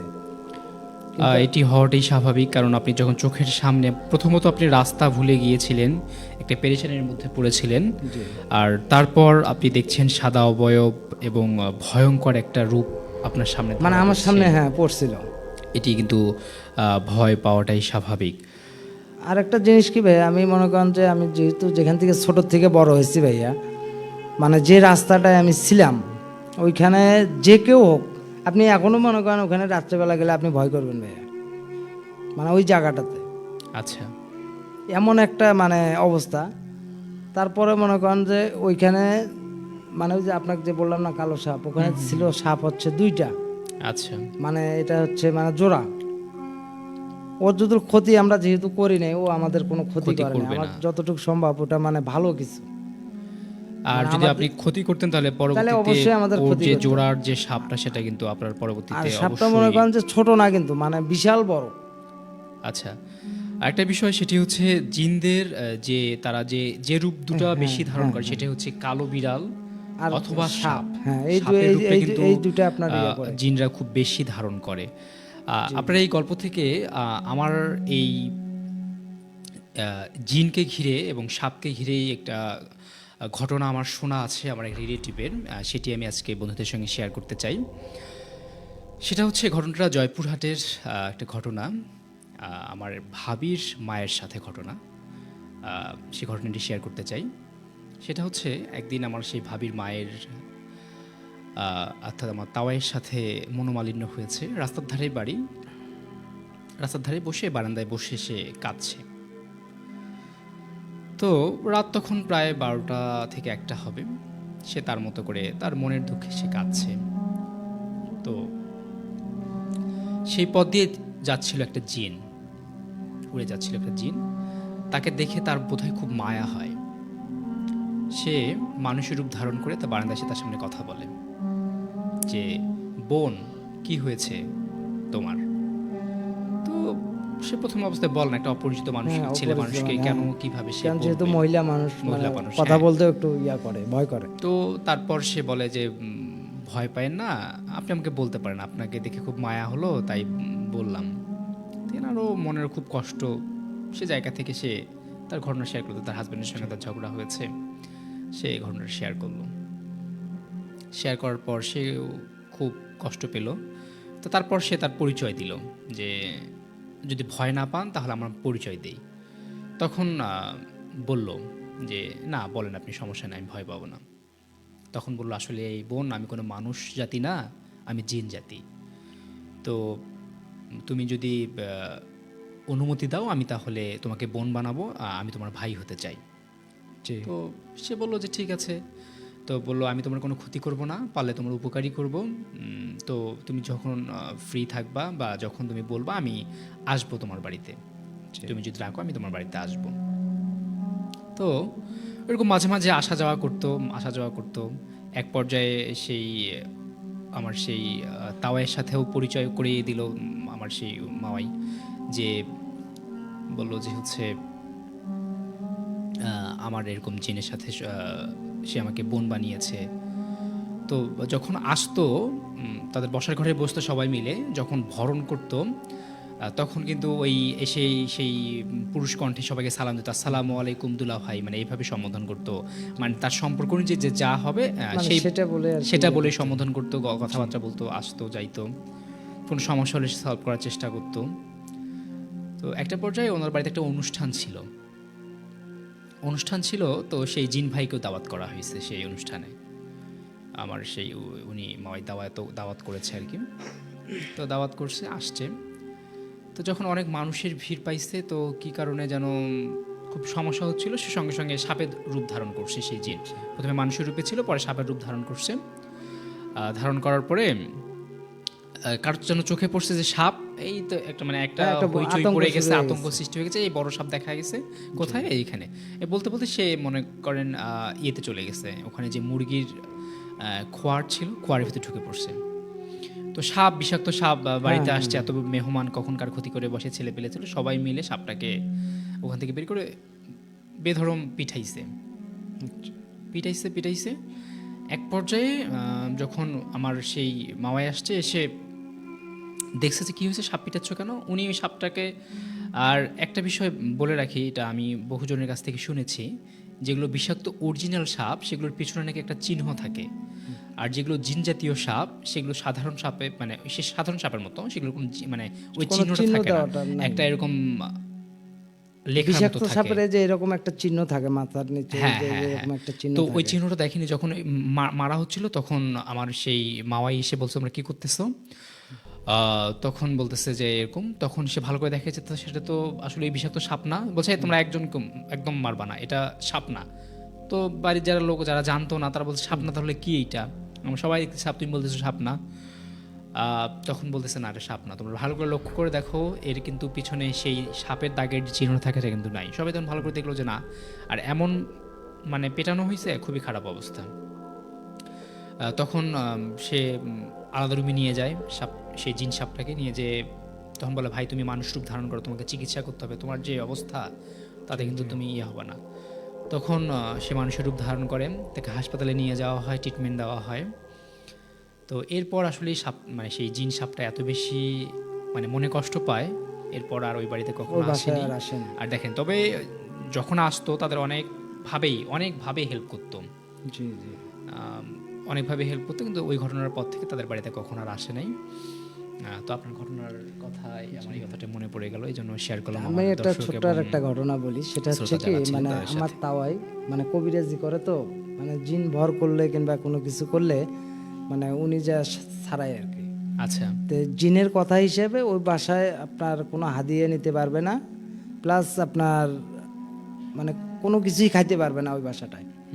আর একজন লোক যদি মারাও যায় ওনার সামনে, উনি মানে সহজে ইয়া করবে না, ওনাকে যতক্ষণ পর্যন্ত না বলা হয়েছে আচ্ছা। ততক্ষণ পর্যন্ত উনি কোনো কাজ করতে পারবে না, মানে জিনের এটা নির্দেশ। ওনার সঙ্গে মানে তিনটা আছে, এই তিনজনে মনে করেন ওনার সঙ্গে থাকে অলরেডি। তো একজনের বাসায় গেছিল, মানে জিন ছাড়াইছে, ছাড়ানোর পরে ওখান থেকে চলে আসার পরে প্রায় এক সপ্তাহ পরে আবার ওই বাসাতে দাওয়াত দিচ্ছে ওরা, মানে খিলাইছে কিন্তু ওই উপলক্ষে, মানে যে কাজ করছে ওই কাজের উপলক্ষে খাওয়াইছে, এটা কিন্তু আমার তাওয়াইকে বলেনি। আচ্ছা। না বলার কারণে উনি তো ওখানে খাইছে, কারণ যেহেতু উনি তো জানে যে আমি তো আর ওই উপলক্ষে খাচ্ছি না, এবং আমাকে দাওয়াত দিয়ে খাওয়াইছে, তা খাওয়ানোর পরে মানে উনি বাসায় আসছে, বাসায় আসার পরে মানে বাসায় আসা শেষ আর উনি মনে করেন মাটির মধ্যে ওনার গড়াগড়ি শুরু হয়ে গেছে। আচ্ছা, মানে এই পাশ থেকে ও পাশে মানে পেটের ভিতরে যে এমন ব্যথা শুরু যন্ত্রণা করছে, শুরু হয়ে গেছে। এমন অবস্থা করছে মিনিমাম 2.5 থেকে 3 ঘন্টা আপনার মনে করেন শুধু মাটির মধ্যে এই পাশ থেকে ও পাশে গেছে, এই পাশ থেকে এই পাশে, মানে মারে ফেলে নাই কিন্তু আদা মরার মানে মতো করছে। যন্ত্রণা দিয়েছে। হ্যাঁ যন্ত্রণা দিছে। মানে পরে যিনি বলছে যে তুই যে ওখানে যা খাইছিস হুম, তোকে তো এটার জন্য খাওয়াইছে, তোকে তো মানা করছি আমরা, তুই তুই তারপরও যা খাইলি কির জন্য? আচ্ছা, তা আমার তাই বলছে আমি তো আর জানি না ওই বিষয়ে, আমাকে খাওয়াইছে, আমাকে তো দাওয়াত দিয়ে খাওয়াইছে, আমি সেই মনে করে আমি খেয়েছি। দাওয়াত মনে করে ওটা খাইছি। আচ্ছা, তো তারপরে যেটাই হোক মনে করেন আপনার ওইভাবে ইয়ে করে প্রায় আমার তাও মনে করেন যে সাধারণ মানুষ তো আমরা ভাত খাই, তো মনে করেন পানি খেলে গলায় যখন ভাত আটকে, পানি খেলে ঠিক হয়ে যায়।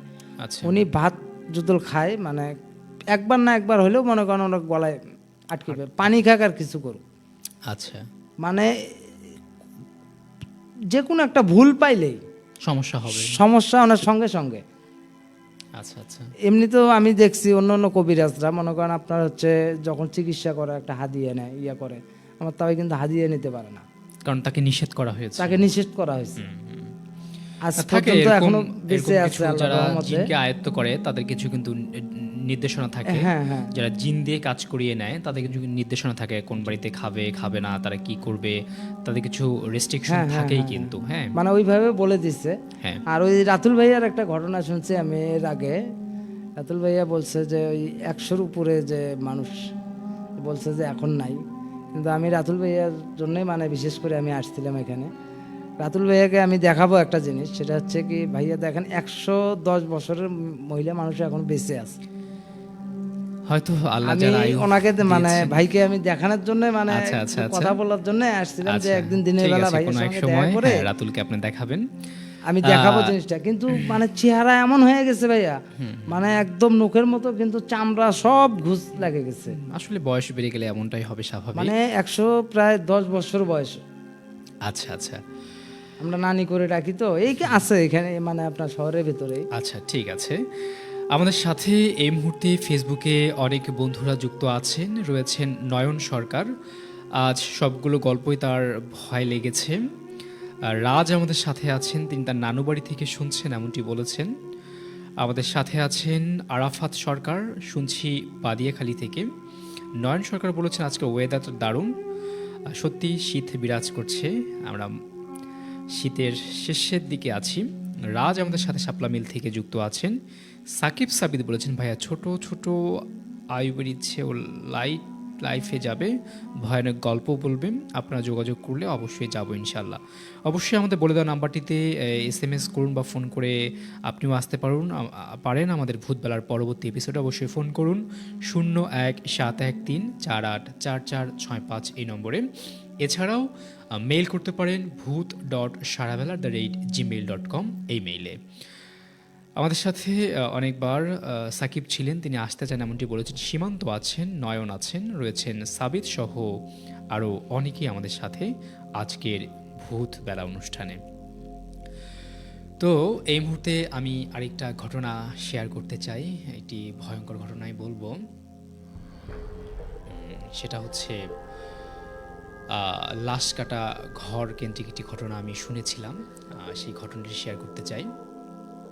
এটাই আমি যখন ঢাকায় ছিলাম 2016 নাগাদ, একটি ফ্ল্যাটে আমরা আমাদের গাইবান্ধার 3 জন এবং কুমিল্লা টাঙ্গাইল ওনারা 2 জন ছিলেন। তো ওনারা ইউনিভার্সিটিতে পড়তেন, মেডিকেলের স্টুডেন্ট। তো যেহেতু মেডিকেলের স্টুডেন্ট সেহেতু লাশ নিয়ে তাদের চলাফেরা বলা চলে। লাশ কাটাকাটির সঙ্গে তার থাকতে হয়, বিভিন্ন স্যাম্পল তাদের কালেক্ট করতে হয়, বিভিন্ন নমুনা সংগ্রহ করতে হয়। তো রাত জেগে মাঝে মাঝে গল্প করতাম আমরা। তো একদিন মেডিকেলে এসে ভাইকে বললাম, ভাইয়া আপনারা তো সবসময় লাশ নিয়ে কাটাকাটি করেন, লাশের সাথে থাকেন, মেডিকেলে রাতে ইন্টারনেটের সময় থাকতে হয়, রাতে ডিউটি পড়ে আপনাদের, তো এমন কোনো ঘটনা নেই যেটি আসলে খুব বেশি ভয় পাওয়া? প্রথম অবস্থায় তারা বলতে চায় না, বলে না তোমরা ছোটো মানুষ, তখন আমরা আসলে ছোটো, 2016 সালের ঘটনা, প্রথম অবস্থায় বলতে চায় না। যাই হোক, তারপর জোর জবরদস্তি তারা বলতে শুরু করে। ঘটনাটা ছিল এমন যে তারা যখন প্রথম প্রথম ফার্স্ট ইয়ারের আর কি স্টুডেন্ট। তো প্র্যাকটিক্যালের জন্য তাদের ময়নাতদন্তের জন্য কিছু স্যাম্পল কালেক্ট করতে হবে। তো তাদের ডিপার্টমেন্ট থেকে ফোন করা হলো যে অমুক দিন আমাদের এইটার প্র্যাকটিক্যাল হবে, তোমরা সবাই চলে আসো। তো তাদের ব্যাচে যারা তারা ছিলেন তারা সবাই মিলে চলে গেলেন। তাদের সেই ফরেন্সিক রুমে নিয়ে যাওয়া হলো যেখানে ময়নাতদন্ত করা হবে। তো তারা দেখলেন যে একটা জায়গায় মারামারি হয়েছে, কয়েকটা লাশ এসেছে, কোনোটার মাথা বডি থেকে আলাদা করা, কোনোটা মাথা থ্যাতলানো, কোনোটা চোখ উপড়ে ফেলা হয়েছে, মানে একটা গন্ডগোল হয়েছে সেখানে, এরকমভাবে কিছু মানুষ মারা গেছে। তো যেহেতু ফার্স্ট ইয়ার স্টুডেন্ট, অনেক বেশি কিউরিসিটি, প্রথমবার লাশ কাটবে বা লাশের স্যাম্পল কালেক্ট করবে, খুব বেশি ভয় যেমন কাজ করছে আর তেমনি কিন্তু কিউরিসিটিও তাদের ভিতরে আছে। তো তারা তাদের মুঠোফোনে সবাই ছবি তুলতেছে, কেউ কেউ লিখছে, মানে তাদের মতো করে তারা সাজাচ্ছে যে পরবর্তীতে তারা এগুলো দেখবে বা দেখাবে, থাকে না এরকম হয় আর কি। কিন্তু প্রথম প্রথম কিউরিসিটি জায়গা থেকে তো বিষয়টা এরকম করে তারা দুপুর নাগাদ সেখান থেকে বেরিয়ে এলো, সবাই সবার রুমে হোস্টেলে চলে এলো। তারপর রাতে যখন ঘুমিয়ে পড়লো, ঠিক রাত 12টা থেকে 12:30 এরকম হবে, তো কেউ একজন ঘুমে দেখছে তারা যে ছবি তুলেছিল ফোনে, বলা হচ্ছে তোরা কেন ছবি তুললি, তোদের ছবি এখন ডিলিট কর, তাদের ছবি এখন ডিলিট কর। তো এটা শুনে, যেহেতু দুপুরে লাশ কেটে আসছে, প্রথমবার লাশ দেখেছে, লাশ ধরেছে, লাশের এরকম বিশ্রী অবস্থায় লাশ দেখেছে, একটা ভয় ছিল। রাতে এরকম দেখার পর সে দ্রুত রুম থেকে বিছানা থেকে লাফ দিয়ে উঠে বসছে। কী স্বপ্ন দেখলাম, এটা কি হ্যালোসিয়েশন নাকি আসলেই এরকম কোনো স্বপ্ন আমি দেখলাম? তো পাশে যে তার রুমমেট আছে তাকে ডাক দিল, সে তাকে ডাকবে, সে সময় সেও লাফ দিয়ে উঠলো। কি হয়েছে তোর? মানে দুজন দুজনকে এইভাবে বলে, তোর কি হয়েছে, মানে কি হয়েছে মানে? বলে আরে আমি তো এমন একটা স্বপ্ন দেখলাম যে কেউ একজন একটা কণ্ঠস্বর মানে ভীতগ্রস্ত অবস্থা বলছে সব ডিলিট করে দে, কেন ছবি তুললি? কি বলিস, তুই স্বপ্ন দেখেছিস? আমি তো এই স্বপ্ন দেখেছি, কিভাবে সম্ভব? তো পাশের রুমে যারা ছিল তাদেরকে ফোন দিছে, তো ওরাও বলতেছে হ্যাঁ আমিও তো স্বপ্ন দেখছি। এর কেউ তার ঘুমোতে পারলো না, সবাই মিলে এক রুমে থাকলো যারা ওই হোস্টেলে ছিল। তো এর পরের রাতে আবার ওইরকম ভয়ঙ্কর স্বপ্ন দেখে তারা, এবং দেখে যে তোরা যদি ডিলিট না করিস আমি ডিলিট করব, এটা বলে সে ফোনটা নিতে আসে আর তারা ফোন নিয়ে পালাবে, এরকম একটা অবস্থা। এরকম আবার ওদের ঘুম ভেঙে যায়, ঘুম ভেঙে গিয়ে একে অপরকে বলে তুই কি স্বপ্ন দেখেছিস? হ্যাঁ আমিও স্বপ্ন দেখেছি। এ বলে আমিও স্বপ্ন দেখেছি। প্রত্যেকের স্বপ্ন একই রকম, একই স্বপ্ন দেখেন। কিন্তু বিষয়টা কাকতালীয়, সে অবয়বটা যে ফোনের ছবি ডিলিট করতে বললো যে আমি ডিলিট করব, এরপরে আসলে যারা যারা ছবি তুলেছিল কারো ফোনে আর ছবি খুঁজে পাওয়া যায়নি। আসলে কিছু প্রশ্ন থাকে যার উত্তর কখনোই মেলে না। হয়তো স্বপ্ন একরকম দেখতে পারে, কিন্তু ছবিগুলো কীভাবে উধাও হলো তাদের ফোন থেকে, প্রত্যেকের ফোন থেকে, এর উত্তর তারা পরবর্তীতে আর খুঁজে পায়নি। প্রিয় দর্শক এবং শ্রোতা বন্ধুরা, যারা এই মুহূর্তে ভূতবেলা উপভোগ করছেন, জানি না কেমন লাগছে আমাদের আজকের এপিসোড, কতটা ভয়ে লাগাতে পেরেছি, কতটা ভয়ের সাগরে হারাতে পেরেছি আমি জানি না। তবে অনেকেই কমেন্টে লিখছেন ভয় পাচ্ছে এমনটি লিখেছেন।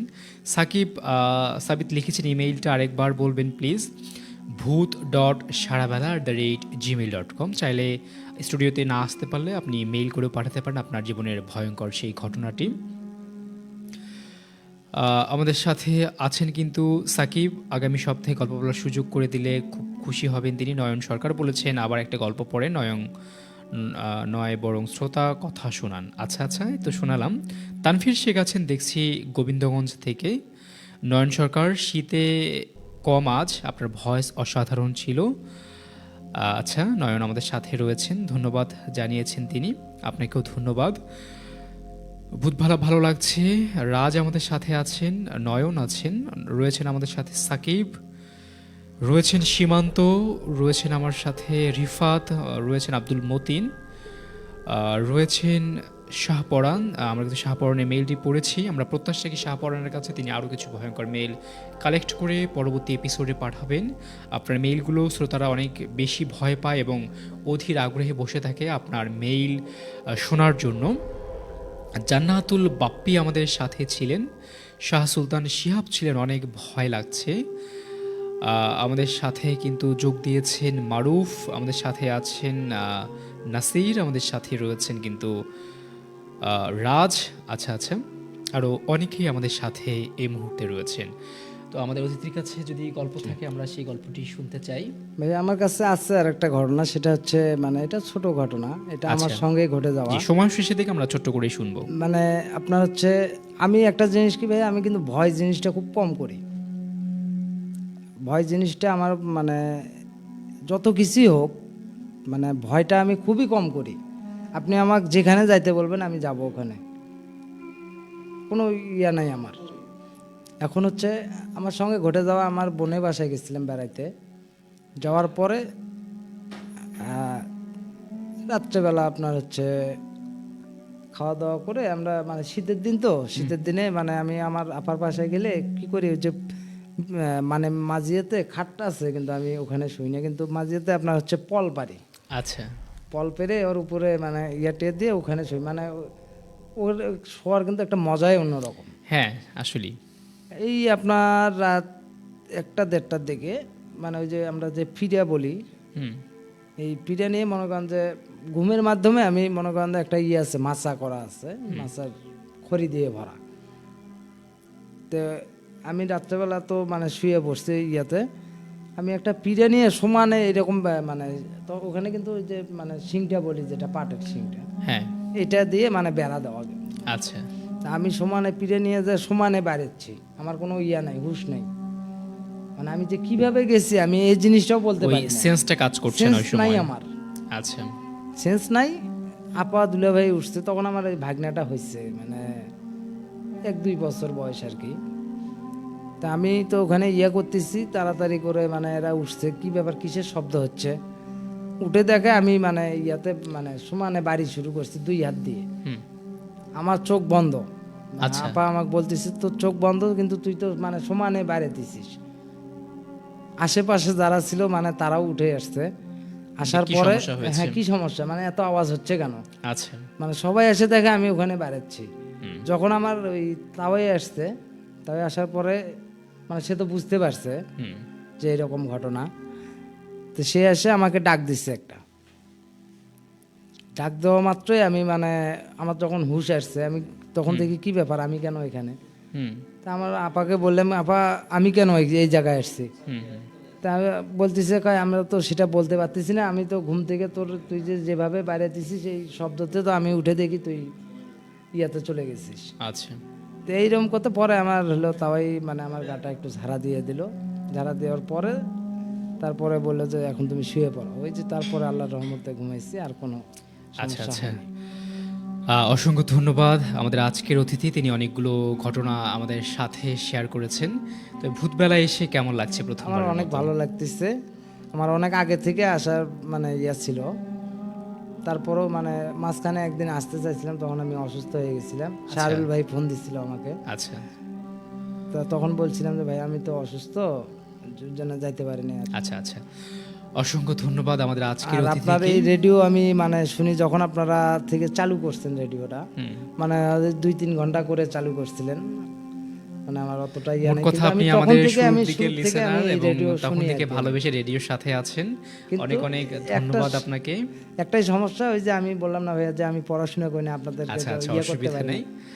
আপনাকে অসংখ্য ধন্যবাদ, আপনার মূল্যবান সময় থেকে কিছু সময় দিয়ে আমাদের আয়োজনে এসেছেন। আপনার আপনাকেও অনেক জীবনের ধন্যবাদ ভাইয়া আমাকে। ভয়ঙ্কর ঘটনা শেয়ার করেছেন, আমাদের শ্রোতাদের ভয়ের জগতে হারাতে সাহায্য করেছে আপনার ঘটনাগুলো।